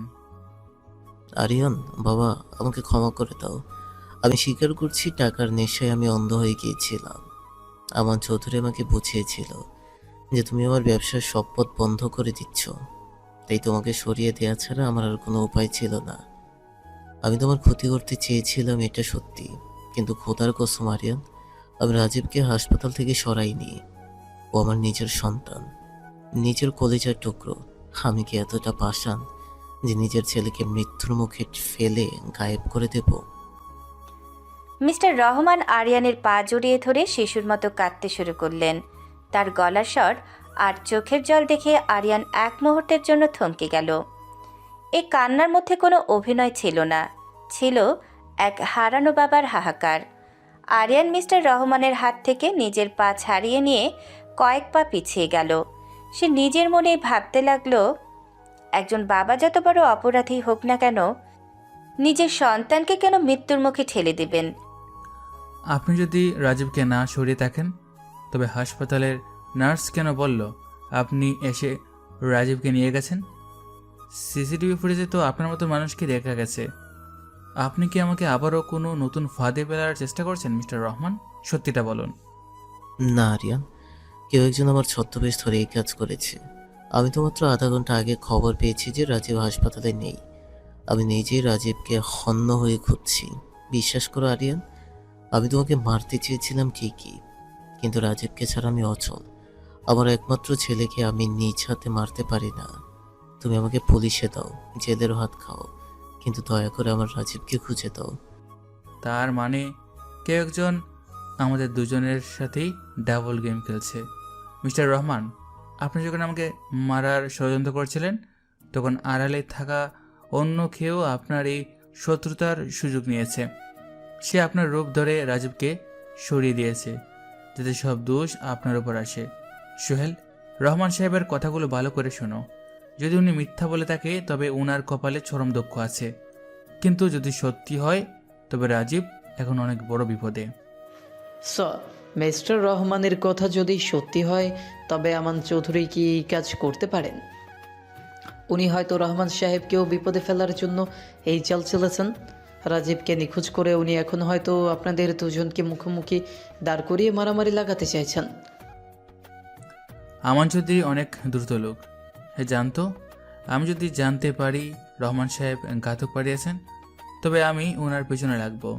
আর এই সুযোগে সে রাজীবকে সরিয়ে দিয়েছে যাতে আমাকে মানসিকভাবে দুর্বল করা যায়। মিস্টার রহমান, আপনি এখানে আমার বডিগার্ডের পাহারায় থাকবেন, এক চুলো নড়াচড়ো করবেন না। আমি রাজীবকে খুঁজে বের করবই। আমি কোথাও যাব না আরিয়ান। আমার জীবনের বিনিময়ে হলেও আমার ছেলেকে ফিরিয়ে দাও। আমি যে অপরাধ করেছি তার জন্য তুমি আমাকে যা খুশি সাজা দিও, আমি মেনে নিব। শুধু রাজীবকে আমার কোলে ফিরিয়ে দাও বাবা। আরিয়ান বাগান বাড়ি থেকে দ্রুত পায়ে বেরিয়ে এলো। তার মাথায় এখন দুশ্চিন্তার পাহাড়। শত্রু যতটা সামনে ছিল তার থেকে বেশি এখন আড়ালে চলে গেছে। আরিয়ান বুঝতে পারছে রাজীবকে খুঁজে বের করা এখন শুধু আবেগের লড়াই নয়, বরং একটা মরণাপন্ন যুদ্ধ। আমান চৌধুরী যদি এই কাজ করে থাকে, তবে তাকে আজ রাতের মধ্যেই তার শেষ পরিণতি দেখতে হবে। আরিয়ান বাগানবাড়ি থেকে বেরিয়ে আসার সময় তার শরীর রাগে আর উত্তেজনায় কাঁপছিল। তার চোখ দুটো এখন টকটকে লাল। সে বুঝতে পারছে কেউ একজন তাকে দাবার গুটির মতো ব্যবহার করছে। আরিয়ান এক মুহূর্ত সময় নষ্ট না করে তার বিশেষ কমান্ডো টিমকে কল করলো। এই টিমটি সে তৈরি করেছিল শুধুমাত্র বিশেষ বিপদে ব্যবহার করার জন্য, যাদের অস্তিত্ব সরকারের উপদস্থ 2-1 ছাড়া আর কেউ জানে না। পুরো শহর যেন এক নিমেষেই আরিয়ানের ব্যক্তিগত দুর্গে পরিণত হলো। সোহেল, শহরের প্রতিটি ইঞ্চি মাটি খুঁড়ে হলেও আমি রাজীবকে চাই। ড্রোন উড়িয়ে দাও। প্রতিটি গলি, প্রতিটি পরিত্যক্ত গুদাম, এমনকি বুড়িগঙ্গা নদীর ধারের প্রতিটি নৌকো তল্লাশি করো। যে রাজীবকে নিয়ে গেছে সে হয়তো জানে না সে আগ্নেয়গিরির মুখে দাঁড়িয়ে আছে। আমি আজ কোনো আইন মানব না, কোনো নিয়ম মানব না। আমার বন্ধুকে আমার চাই। স্যার, আমরা শহরের সব সিগন্যাল জ্যাম করে দিয়েছি। আমাদের আইটি টিম প্রতি সেকেন্ডে লক্ষ লক্ষ ডেটা স্ক্যান করছে। কিন্তু একটা অদ্ভুত ব্যাপার লক্ষ্য করুন স্যার, রাজীবকে যে অ্যাম্বুলেন্সে করে নেওয়া হয়েছিল সেই অ্যাম্বুলেন্সটিতে তেজগাঁও এলাকার পর হুট করে গায়েব হয়ে গেছে। কোনো সিসিটিভি ফুটেজ আর ওটার অস্তিত্ব পাওয়া যাচ্ছে না। মনে হচ্ছে মাটির নিচে কোথাও ঢুকে গেছে। মাটির নিচে ঢুকে গেছে মানে কি? ওটা কি কোনো ভুতুরে গাড়ি? সোহেল, ভালো করে চেক করো। তেজগাঁও এলাকার ভূগর্ভস্থল সুয়ারেজ লাইন থেকে শুরু করে পুরনো সব কারখানার আন্ডারগ্রাউন্ড ম্যাপ বের করো। আর শোনো, আমান চৌধুরীকে নজরদারিতে রাখো। ও যদি এই খেলার মূল কারিগর হয় তবে ওকে আমি এমন শাস্তি দেব যা ইতিহাস মনে রাখবে। তবে আমার মন বলছে এখানে অন্য কেউ আছে যার ছায়া আমরা এখন দেখতে পাচ্ছি না। প্রায় 5 ঘন্টা পার হয়ে গেল। আরিয়ান নিজে একটি এসইউভি চালিয়ে শহরের এক প্রান্ত থেকে অন্য প্রান্তে ছুটছে। তার বডিগার্ডরা একের পর এক লোকেশনে হানা দিচ্ছে, কিন্তু রাজীবের কোনো হদিশ মিলছে না। পুরো শহরের মানুষ দেখল আকাশ জুড়ে ডজন ডজন ড্রোন উড়ছে এবং রাজপথে কালো কাচের গাড়ির দীর্ঘ সারি তীব্র গতিতে ছুটে বেড়াচ্ছে। আরিয়ান যখন প্রায় হাল ছেড়ে দেওয়ার মতো অবস্থায়, ঠিক তখনই তার হাতে থাকা সেই বিশেষ স্যাটেলাইট ফোনটি বেজে উঠল। স্যার, মিরাকল হয়ে গেছে। আমরা একটা সিগন্যাল পেয়েছি। রাজীবের হাতে যে স্মার্ট ঘড়িটা ছিল ওটা কেউ একজন অন করার চেষ্টা করেছে। আর লোকেশন দেখাচ্ছে শহরের একদম মাঝখানে, সেই পুরনো হাইকোর্ট ভবনের পেছনের একটা পরিত্যক্ত লাইব্রেরি। জায়গাটা অনেক বছর ধরে পরিত্যক্ত এবং ওটার নিচে বিশাল এক গোপন তলা আছে বলে শোনা যায়। আমরা কি ফোর্স পাঠাবো স্যার? না সোহেল, আমি নিচে যাব। তোমরা ব্যাকআপ হিসেবে থাকো, কিন্তু কেউ ভিতরে ঢুকবে না আমার অনুমতি ছাড়া। আমি দেখতে চাই কি এই দুঃসাহসী ব্যক্তি যে আমার নাকের ডগা থেকে আমার কলেজার টুকরোকে ছিঁড়ে নিয়েছে। সবাই পজিশন নাও, আমি 5 মিনিটের মধ্যে পৌঁছাচ্ছি। আরিয়ান যখন সেই জীর্ণশীর্ণ লাইব্রেরির ভবনের সামনে পৌঁছালো, তখন চারপাশ নিঝুম। পুরনো দালানের দেয়াল বেয়ে বটগাছের শিকড়ে নেমে এসেছে। আরিয়ান হাতে একটি অত্যাধুনিক পিস্তল নিয়ে পা টিপে টিপে ভেতরে ঢুকলো। ধুলোবালি আর পুরনো বইয়ের গন্ধে বাতাস ভারী হয়ে আছে। মেঝের এক কোণে একটি কাঠের দরজা আধখোলা অবস্থায় ছিল, যা ভূগর্ভস্থ ঘরের দিকে চলে গেছে। আরিয়ান সিঁড়ি দিয়ে নিচে নামতে নামতে এক অদ্ভুত যান্ত্রিক শব্দ শুনতে পেল। নিচে নেমে সে যা দেখল তাতে তার হাতের পিস্তলটি মেঝেতে পড়ে যাওয়ার উপক্রম হলো। রাজীব, তুই? এটা কি করে সম্ভব? তুই এখানে এই অবস্থা কি করছিস? আর এই মনিটরগুলো, এই আইটি সেট আপ, এগুলো তো জেএস গ্রুপের থেকে উন্নত। রাজীব, আমার দিকে দেখা। তোর মাথা তো ব্যান্ডেজ নেই, তুই তো দিব্যি সুস্থ আছিস। কি হচ্ছে এসব? আমাকে কেউ কি বুঝিয়ে বলবে? ঘরের মাঝখানে একটি বড় রিভলভিং চেয়ারে রাজীব বসে আছে। তার কপালে কোনো আঘাতের চিহ্ন নেই, বরং সে খুব আয়েশ করে একটা ল্যাপটপে কাজ করছে। ঘরের দেয়ালে ডজন ডজন স্ক্রিন, সেখানে আরিয়ানের প্রতিটি মুভমেন্ট, তার প্রতিটি ব্যাংক অ্যাকাউন্ট এবং জেএস গ্রুপের সব গোপন তথ্য লাইভ স্ট্রিমিং হচ্ছে। রাজীব চেয়ার ঘুরিয়ে আরিয়ানের দিকে তাকালো। তার চোখে সেই সরলতা নেই, বরং আছে এক গভীর এবং দ্রুত চাহনি। আরে আরিয়ান, তুই এত তাড়াতাড়ি পৌঁছে যাবি ভাবিনি। তোর স্যাটেলাইট ট্র্যাকিং সিস্টেমটা সত্যিই দারুণ। কিন্তু বন্ধু, তুই বড্ড দেরি করে ফেলেছিস। তুই ভাবলি আমান চৌধুরী আর আমার বাবা মিলে তোকে ধ্বংস করতে চাইছে? না আরে বোকা, ওগুলো তো আমার সাজানো নাটক ছিল। আমি ভেবেছিলাম তুই তো সব ক্ষমতা দিয়ে রিসোর্স নিয়ে আমান চৌধুরীর পিছনে লাগিস, যাতে মাঝখান দিয়ে আমি তোর পুরো সাম্রাজ্যটা নিজের দখলে নিতে পারি। তুই রাজীব হতে পারিস না। রাজীব আমার জন্য জীবন দিতে গিয়েছিল, ও ট্রাকের সামনে দাঁড়িয়ে আমাকে বাঁচিয়েছিল। তুই কে? তুই রাজীবের রূপ ধরে অন্য কেউ। আমার বন্ধু কখনো আমার সাথে বেইমানি করতে পারে না। তুই আমার রাজীবকে কোথায় রেখেছিস সত্যি বল। তুই এখনো সে আবেগপ্রবণ গাধায় রয়ে গেলি আরিয়ান। ওই ট্রাক ড্রাইভার ঘটনা, ওটা তো আমিই প্ল্যান করেছিলাম। ড্রাইভারকে বলেছিলাম আমাকে হালকা করে ধাক্কা দিতে, যাতে তুই ইমোশনাল হয়ে নিজের সব গোপন শক্তি বাইরে বের করে আনস। আর হাসপাতালের ওই নাটক, ওটাও আমার। আমি সেই নার্স আর ডাক্তারদের টাকা দিয়েছিলাম তোকে মিথ্যে বলতে। তোর সব বডিগার্ড আর তোর আইটি টিম, এমনকি সোহেলও জানে না যে আমি গত 3 বছর ধরে তোর সিস্টেমের ভিতরে একটা ভাইরাস ঢুকিয়ে রেখেছি। আরিয়ান শারিয়ার, এই শহরের আসল কিংমেকার তুই না, আমি। আরিয়ানের পায়ের তলা থেকে যেন মাটি সরে গেল। যাকে সে ছোটবেলা থেকে নিজের ভাই মনে করত, যার জন্য সে পুরো শহর জ্বালিয়ে দিতে এসেছিল, সেই রাজীবই আসলে সব নষ্টের মূল। আরিয়ান স্তম্ভিত হয়ে দাঁড়িয়ে রইল। তার মনে হলো সে কোনো এক গোলক ধাঁধায় আটকে গেছে। রাজীবের এই নতুন রূপ দেখার জন্য সে মোটেও প্রস্তুত ছিল না। পুরো গল্পের মোড় এমনভাবে ঘুরে গেল যে আরিয়ান এখন নিজের সাম্রাজ্যে একজন আগন্তুক হয়ে দাঁড়িয়ে আছে। কি হলো, কথা বলছিস না কেন? তুই তো ভেবেছিলি আজ আমান চৌধুরীকে শেষ করবি, কিন্তু এখন দেখ, তোর জেএস গ্রুপের 51% শেয়ার এখন আমার নামে ট্রান্সফার হয়ে গেছে। তুই এখন আইনত একজন ফকির আরিয়ান। এখন বল, এই ভিখারি বেশটাই তো তোর জন্য মানানসই ছিল, তাই না? তুই আবার সেই আগের জায়গায় ফিরে গেলি বন্ধু। Just wait and see. রাজীবের কথাগুলো শোনার পর আরিয়ান কয়েক মুহূর্তের জন্য একদম পাথরের মতো নিথর হয়ে দাঁড়িয়ে রইল। তার কান ঝাঝা করছিল, মনে হচ্ছিল কেউ তপ্ত সীসা ঢেলে দিয়েছে তার মস্তিষ্কে। যে বন্ধুকে সে নিজের আত্মা মনে করত, যে রাজীবের জন্য সে আজ পুরো শহর উল্টে ফেলেছে, সে রাজীবই তার পিঠে ছুরি মারল। আরিয়ানের চোখের সামনে গত কয়েক বছরের সব স্মৃতি সিনেমার মতো ভেসে উঠল। কয়েক সেকেন্ডের এই নিস্তব্ধতা যেন কয়েক যুগের সমান ছিল। আরিয়ান ধীরে ধীরে নিচু হয়ে মেঝেতে পড়ে থাকা নিজের পিস্তলটা তুলে নিল এবং তার ঠোঁটের কোণে ফুটে উঠল এক ভয়ঙ্কর ও পৈশাচিক হাসি। রাজীব, তুই ঠিক বলেছিস। আমি আসলেই একটা বড় গাধা ছিলাম। তবে গাধা তোর বুদ্ধির জন্য ছিলাম না, ছিলাম তোর প্রতি আমার বিশ্বাসের জন্য।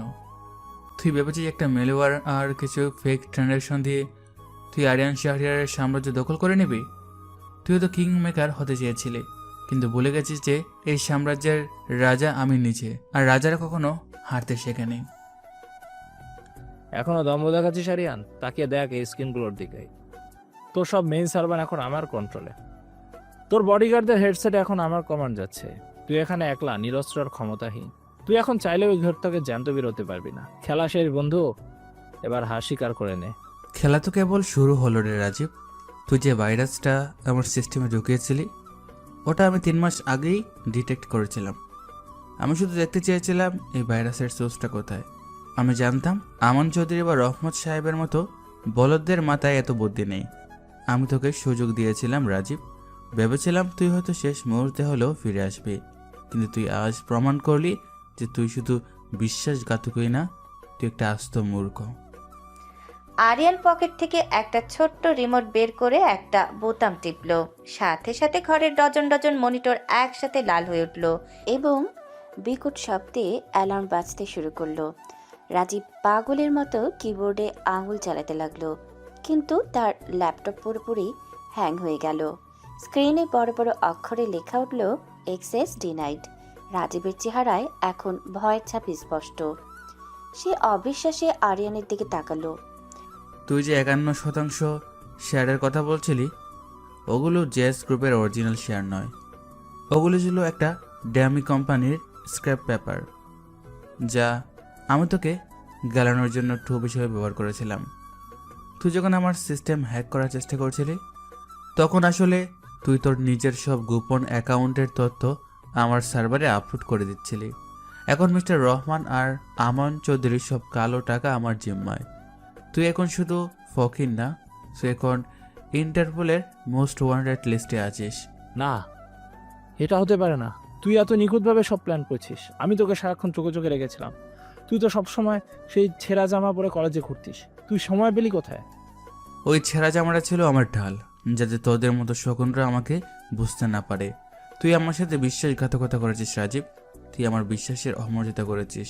যে আরিয়ানকে তুই বন্ধু হিসেবে দেখেছিস, সে আজ মরে গেছে।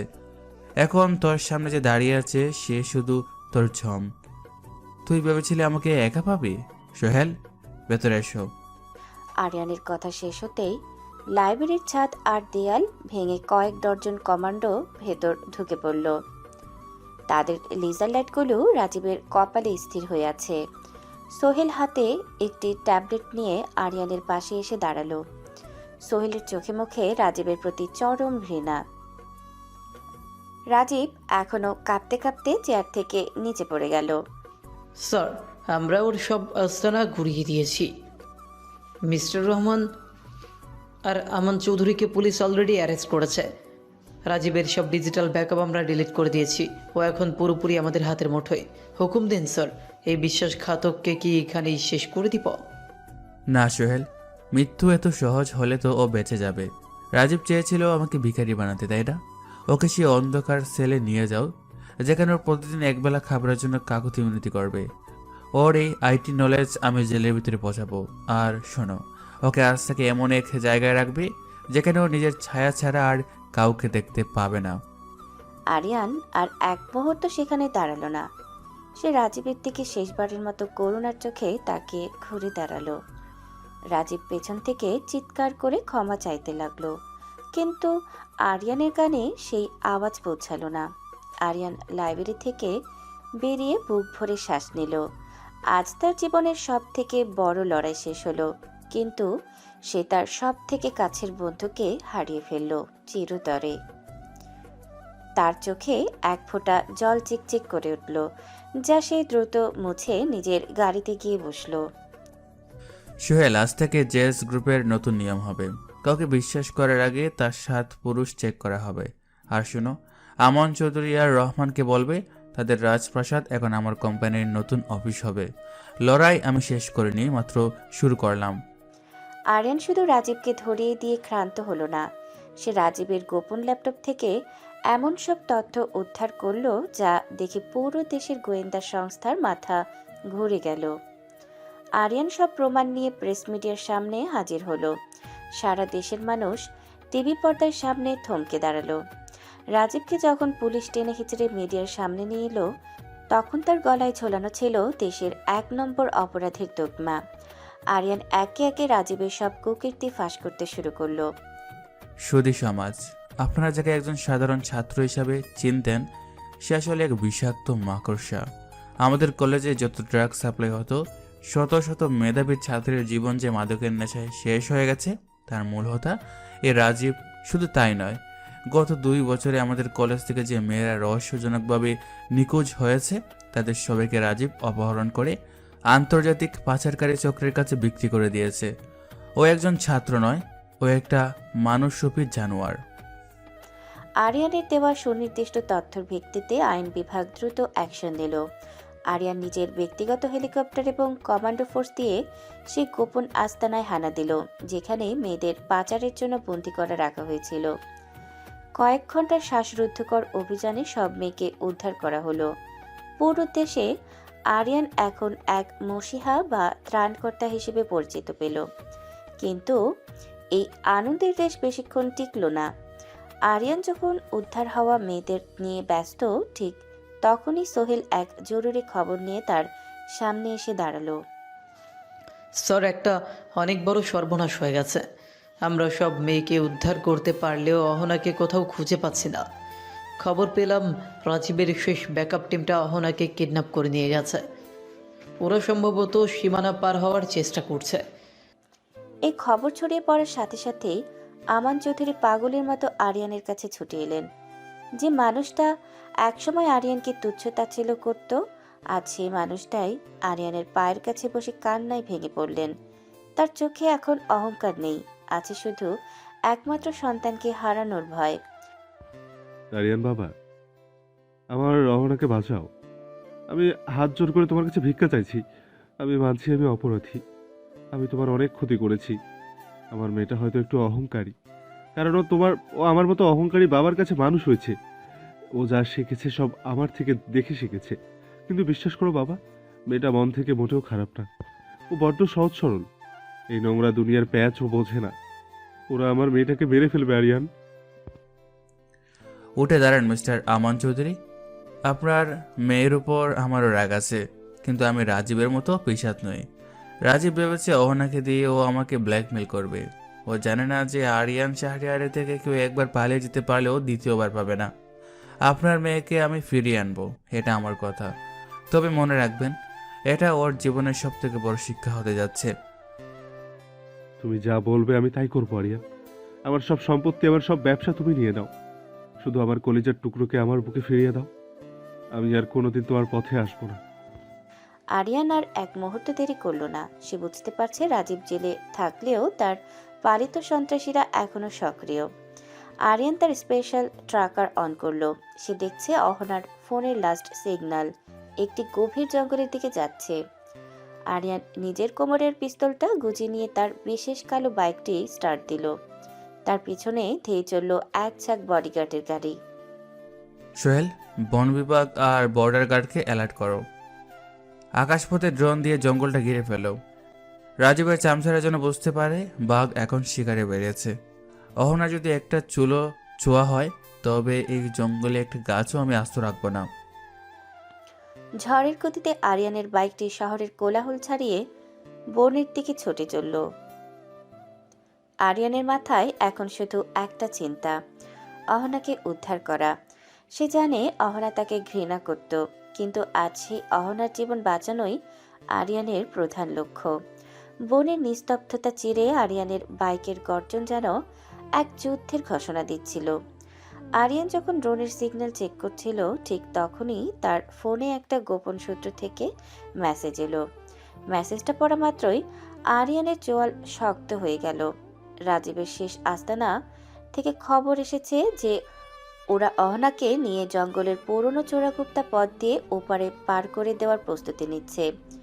আরিয়ান ঘড়ির দিকে তাকিয়ে দেখল হাতে সময় মাত্র 15 মিনিট। কাউকে খবর দেওয়ার বা ব্যাকআপের জন্য অপেক্ষা করার মতো সময় এখন আরিয়ানের নেই। একবার যদি ওরা সীমানা পার হয়ে যায়, তবে অহনাকে এই জীবনে আর ফিরিয়ে আনা সম্ভব হবে না। আরিয়ান এক মুহূর্ত দেরি না করে তার স্পোর্টস বাইকটি স্টার্ট দিল এবং ঝড়ের গতিতে জঙ্গলে সেই দুর্গম পথে ঢুকে পড়ল। জুবের আর কালামানিকের দল ভাবছে আমি পুলিশের জন্য অপেক্ষা করব, কিন্তু ওরা জানে না আজ ওদের সামনে কোনো আইন নয়, স্বয়ং মৃত্যু এসে দাঁড়াবে। অহনাকে ছোঁয়ার সাহস কিভাবে হলো তোদের? আজ কেউ জানতো ফিরবি না। জঙ্গলের ভেতরটা ঘুটঘুটে অন্ধকার। বড় বড় গাছের ডালেপালা রাস্তার উপর ঝুলে আছে। আরিয়ান বাইকের হেডলাইট বন্ধ করে দিয়ে নাইট ভিশন চশমা পরে নিল, যাতে অন্ধকারেও সব পরিষ্কার দেখা যায়। কিছু দূর যেতে সে ঝোপের আড়ালে একটা জিপ গাড়ির ছায়া দেখতে পেল। আরিয়ান বাইকটি লুকিয়ে রেখে ছায়ার মতো নিঃশব্দে এগিয়ে চলল।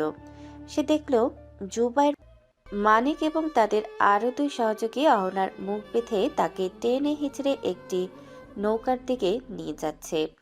অহনা ভয় কাঁপছে, তার চোখ দিয়ে অঝরে জল পড়ছে। জলদি কর মানিক, বস রাজীব জেলে যাওয়ার আগে বলে দিয়েছিল বর্ডার পার করে দিতে পারলে 5 কোটি টাকা পাওয়া যাবে।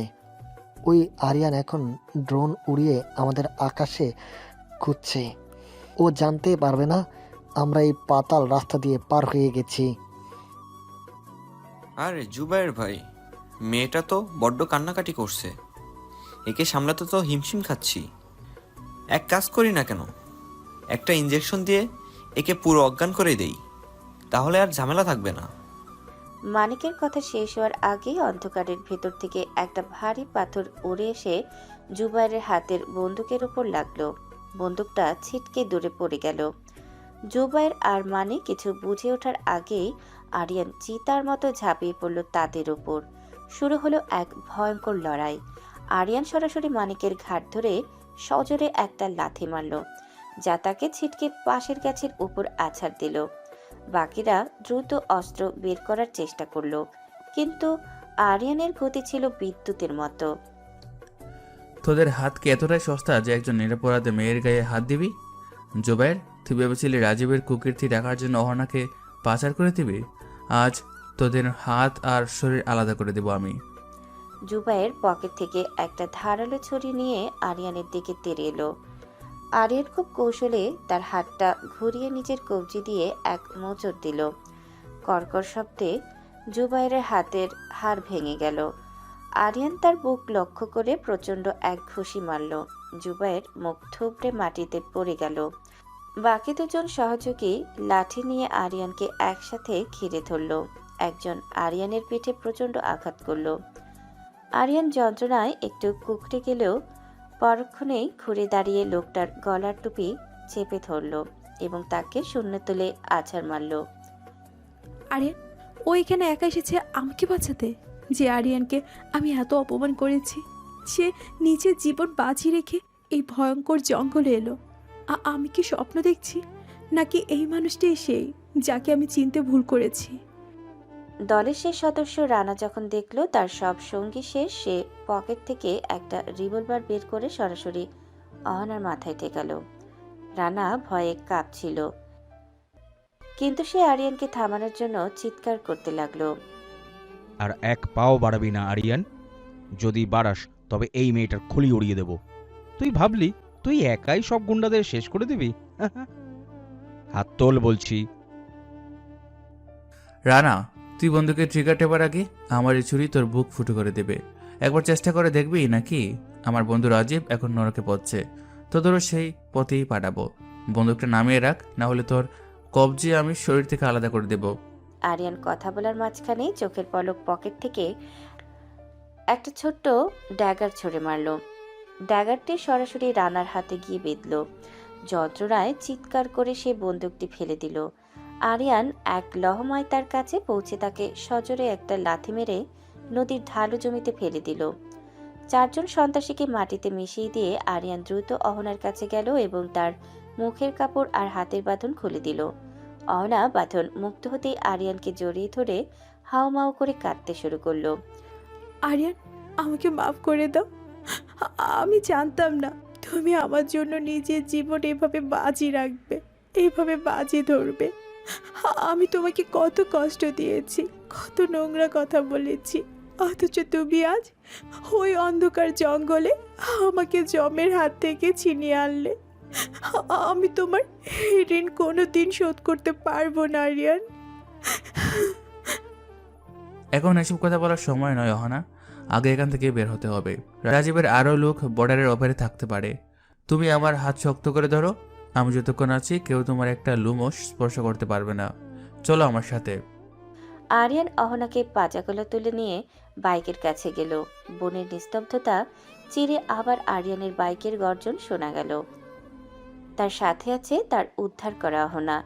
জঙ্গল থেকে বেরিয়ে যখন তারা মেন রোডে এলো তখন পূব আকাশে ভোরের আলো ফুটতে শুরু করেছে। আরিয়ান বুঝতে পারল আজ থেকে শুধু তার জীবন নয়, অহনার সব অহংকার আর ঘৃণা ধুলোয় মিশে এক নতুন সম্পর্কের সূচনা হলো। ভোরের আলো যখন কুয়াশা ভেদ করে বনের রাস্তায় এসে পড়ল তখন আরিয়ানের বাইকটা এসে থামল আমান চৌধুরীর বিশাল প্রাসাদের সামনে।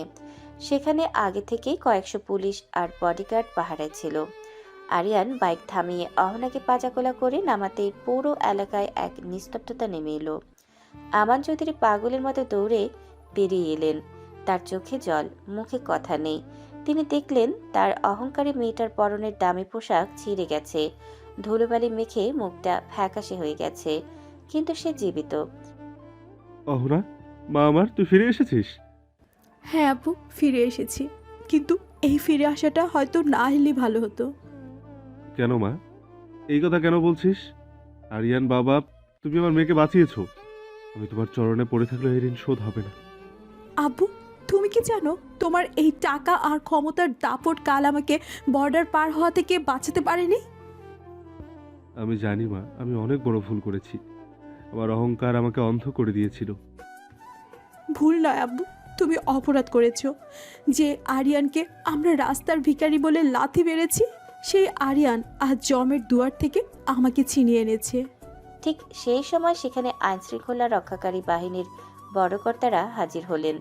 রাজীবের দেওয়া জবানবন্দি এবং মিস্টার রহমানের বয়ান অনুযায়ী আমান চৌধুরীর বিরুদ্ধে অনেকগুলো দুর্নীতির মামলা ফাইল হয়েছে। পুলিশ অফিসাররা হাতকড়া নিয়ে আমান চৌধুরীর সামনে গিয়ে দাঁড়ালেন। আমি তৈরি অফিসার, আমি জানি আমার পাপের বিচার হওয়া দরকার। না আব্বু, এখন আমার কি হবে? বাড়িঘর সব যদি সরকার নিয়ে নেয়, তবে আমি থাকবো কোথায়? আরিয়ান বাবা, আমি জানি আমি ক্ষমা পাওয়ার যোগ্য নই, কিন্তু আমার মেয়েটা, ও তো একা কিছুই করতে পারে না। মিস্টার আমান চৌধুরী, আপনি আপনার কর্মের ফল ভোগ করতে যাচ্ছেন, এ ব্যাপারে আমার কিছু করার নেই। তুমি যা খুশি করো আরিয়ান, কিন্তু অহনাকে কি রাস্তার ভিখারি বানিয়ে দেবে? ও আজ থেকে কার কাছে থাকবে? আব্বু, আমাকে ছেড়ে যেও না। এই পৃথিবীতে আমার আর কেউ নেই, আমি কোথায় যাব? আরিয়ান, আমি তোমার হাত ধরছি। আমার এই অবুঝ মেয়েটার দায়িত্ব কি তুমি নেবে? ও আজ থেকে কার আশ্রয়ে থাকবে? অহনা আজ থেকে আর কোনো রাজপ্রাসাদে থাকবে না, ও কোনো দামি গাড়িতেও ঘুরবে না। তবে আমি কোথায় থাকবো আরিয়ান? আমাকে কি রাস্তায় ছুঁড়ে ফেলে দিবে? তুমি থাকবে আমার আশ্রয়ে, তবে আমার সেই পুরনো ভাড়া বাড়িতে, যেখানে আমি সাধারণ আরিয়ান হয়ে থাকতাম। তুমি কি সত্যি আমাকে তোমার কাছে রাখবে?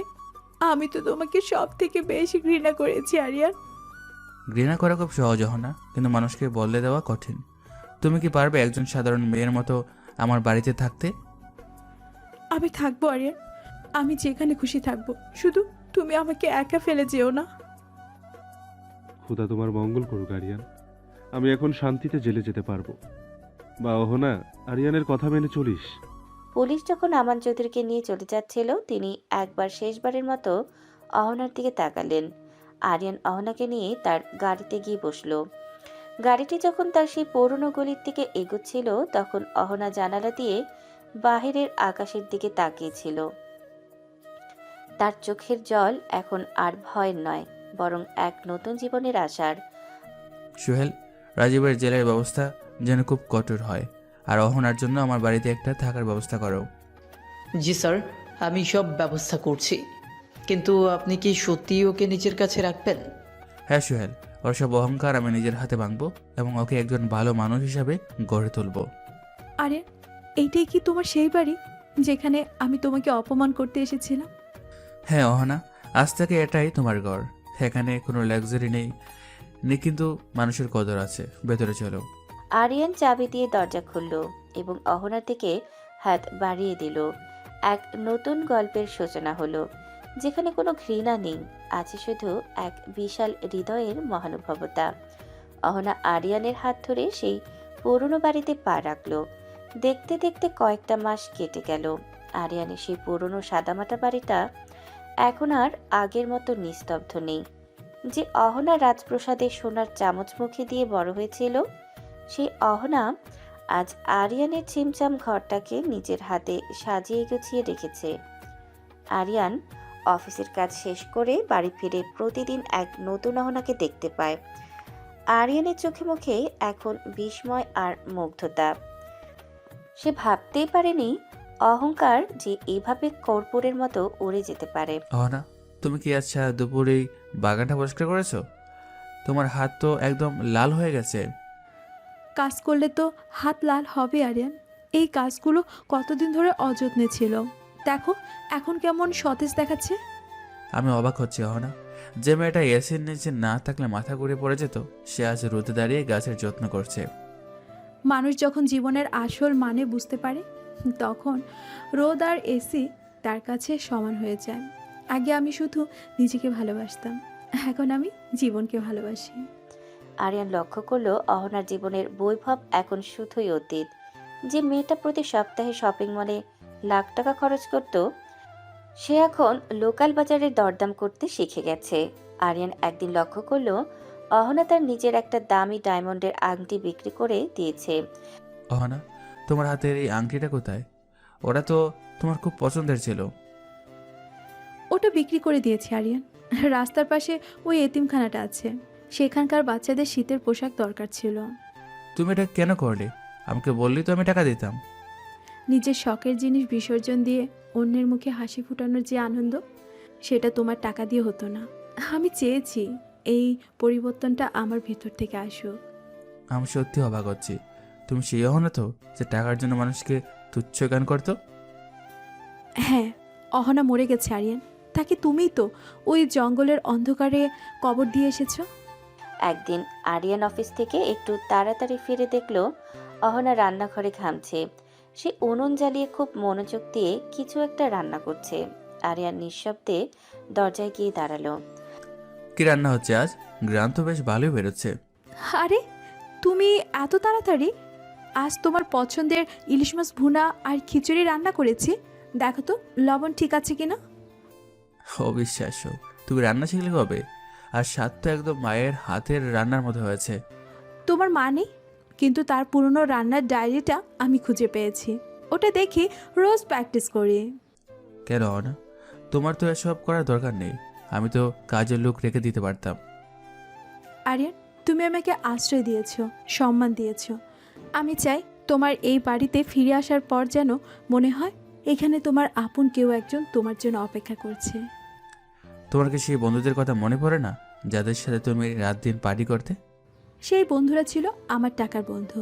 আমি যখন বিপদে পড়লাম কেউ আসেনি, একমাত্র তুমি ছিলে, যাকে আমি সব থেকে বেশি অপমান করেছি। তুমি অনেক বদলে গেছো অহনা। এই পরিবর্তনটা আমার কাছে এক মিরাকল। এই মিরাকলটা তুমি করেছো আরিয়ান। তোমার ক্ষমা আমাকে মানুষ হতে শিখিয়েছে। আরিয়ান যখন অহনার চোখের দিকে তাকালো, সেখানে আগে সেই উদ্ধৃত দৃষ্টি আর নেই। সেখানে আছে গভীর কৃতজ্ঞতা আর এক অজানা ভালো লাগা। আরিয়ান বুঝতে পারলো অহনা এখন আর তার আশ্রিতা নয়, বরং এই বাড়ির অবিচ্ছেদ্য অংশ হয়ে উঠেছে। কিন্তু এই শান্তির মাঝে সোহেলের একটা ফোন আরিয়ানের কপালে আবার দুশ্চিন্তার ভাঁজ ফেলে দিল। স্যার, জেল থেকে খবর এসেছে রাজীব খুব অসুস্থ। ও একবার আপনার সাথে দেখা করতে চায়। বলছি ওর কাছে খুব জরুরি কোনো তথ্য আছে যেটা অহনার জীবনের সাথে জড়িত। রাজীব আবার কোনো নতুন চাল চাচ্ছে না তো? অহনা, তুমি করে যাও, আমাকে একবার জেলখানা যেতে হবে। সাবধানে থেকো আরিয়ান। আমার কেন জানি ভয় লাগছে। রাজীব মানুষটা খুব ভয়ঙ্কর। আরিয়ান যখন জেলখানায় পৌঁছালো তখন দেখলো চারিদিকের দেয়াল আর লোহার শিক রাজীবের সব অহংকার চূর্ণ করে দিয়েছে। আরিয়ানকে দেখে রাজীবের চোখ জল চলে এলো। সে বুঝতে পেরেছে ক্ষমতার দম্ভে সে যা কিছু করেছিল তার শেষ পরিণতি শুধুই অন্ধকার। রাজীব আরিয়ানের দিকে তাকিয়ে মাথা নিচু করে রইল। আরিয়ান, তুই এসেছিস? আমি ভাবিনি তুই আমার মুখ দেখতে চাস। তুই ডেকেছিস কেন রাজীব? কোনো নতুন চাল চালার জন্য? না রে বন্ধু, চাল চালার শক্তি আর নেই। আমি শুধু তোকে বলতে চেয়েছিলাম আমাকে মাফ করে দিস। আমি টাকা লোভে অন্ধ হয়ে আমাদের বন্ধুত্বের পবিত্রতা নষ্ট করেছি। আমি জানি ক্ষমা পাওয়ার যোগ্য নেই, তবুও তোকে না বলে শান্তি পাচ্ছিলাম না। বন্ধুত্বের মর্যাদা তুই অনেক আগেই শেষ করেছিস রাজীব। তবে তোর এই অনুশোচনা দেখে মনে হচ্ছে তুই নিজের ভেতরকার মানুষটাকে ফিরে পেয়েছিস। আমি তোকে ক্ষমা করে দিলাম, কিন্তু আমাদের সেই পুরনো দিনগুলো আর ফিরে আসবে না। আরিয়ান যখন জেলখানা থেকে ফিরে এলো তখন তার মনে এক অদ্ভুত প্রশান্তি।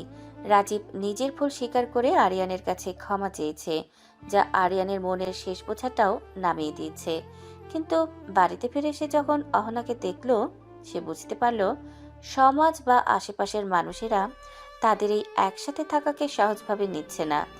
আরিয়ান চায় না অহনার গায়ে কোনো কলঙ্কের দাগ লাগুক। সে সোজা অহনার সামনে গিয়ে দাঁড়ালো। অহনা, তোমাকে একটা কথা বলতে চাই। আমরা গত কয়েক মাস ধরে একসাথে আছি, কিন্তু আমাদের এই সম্পর্কের কোনো সামাজিক স্বীকৃতি নেই। আমি চাই না কেউ তোমার দিকে আঙুল তুলুক। আমি জানি আরিয়ান, লোকে অনেক কথা বলে, কিন্তু আমি তোমার উপর বিশ্বাস রাখি। তুমি কি বলতে চাইছো? আমি চাই আমাদের এই পবিত্র বন্ধুত্বকে সারা জীবনের বন্ধনে রূপ দিতে। আমি তোমাকে বিয়ে করতে চাই অহনা। তো তুমি কি এই সাধারণ আরিয়ানের জীবন সঙ্গিনী হবে? আরিয়ান, আমি তো মনে মনে অনেক আগেই তোমাকে আমার সবটুকু দিয়ে দিয়েছি। তোমার মতো মানুষকে জীবনসঙ্গী হিসেবে পাওয়া তো ভাগ্যের ব্যাপার। আমি রাজি আরিয়ান। কয়েকদিন পরেই আরিয়ানের সেই পুরনো বাড়ির আঙিনায় ছোট করে বিয়ের আয়োজন করা হলো। আরিয়ান চাইলেই বিশাল আয়োজন করতে পারত, কিন্তু সে চেয়েছিল এই মুহূর্তটা যেন শুধু তাদের আপনজনদের নিয়ে হয়। আমান চৌধুরীকে বিশেষ অনুমতি নিয়ে জেল থেকে কয়েক ঘন্টার জন্য আনা হলো। তিনি নিজের হাতে তার মেয়েকে আরিয়ানের হাতে তুলে দিলেন। আরিয়ান বাবা, আজ আমি নিশ্চিন্তে জেলে ফিরে যেতে পারবো। আমার মেয়েকে তোমার চেয়ে ভালো কেউ আগলে রাখতে পারতো না। তোমরাই সুখী হও। আপনি চিন্তা করবেন না, অহনা এখন আমার স্ত্রী। ওর সম্মান আর সুখের দায়িত্ব এখন থেকে আমার। আপু, তুমি নিজের খেয়াল রেখো। আমি আর আরিয়ান সব সময় তোমার পাশে আছি। বিয়ের সব আনুষ্ঠানিকতা শেষ হওয়ার পর রাতে আরিয়ান আর অহনা বারান্দায় এসে দাঁড়ালো। আজ অহনার মাথায় লাল ওড়না আর কপালে সিঁদুর, যা তাকে এক অপূর্ব রূপ দিয়েছে। আরিয়ান অহনার হাতটা নিজের হাতের মুঠোয় শক্ত করে ধরল। অহনা, আজ থেকে আমাদের এক নতুন জীবন শুরু হলো। আমি হয়তো তোমাকে রাজপ্রাসাদ দিতে পারছি না, কিন্তু এই ছোট্ট করেই তোমাকে রানীর মতো রাখবো। আরিয়ান, আমি তো রাজপ্রাসাদ অনেক দেখেছি যেখানে শান্তি ছিল না। আজ এই ছোট ঘরে তোমার পাশে থেকে আমি সেই শান্তি পাচ্ছি। এইটাই আমার কাছে আসল সার্থকতা। ভালোবাসা আর সম্মান থাকলে ছোট গড়ও স্বর্গ হয়ে যায়। আমাদের ভালোবাসা যেন সারা জীবন এমন অমলিন থাকে। তুমি পাশে থাকলে আমি পৃথিবীর সব বাধা জয় করতে পারি। আমি তোমাকে অনেক ভালোবাসি আরিয়ান।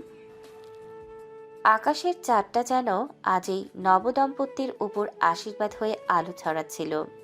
এক সময়ের অহংকারী রাজকন্যা আর ছদ্মবেশী কোটিপতির লড়াইটা শেষ পর্যন্ত বিয়ের আসরে এসে পূর্ণতা পেল।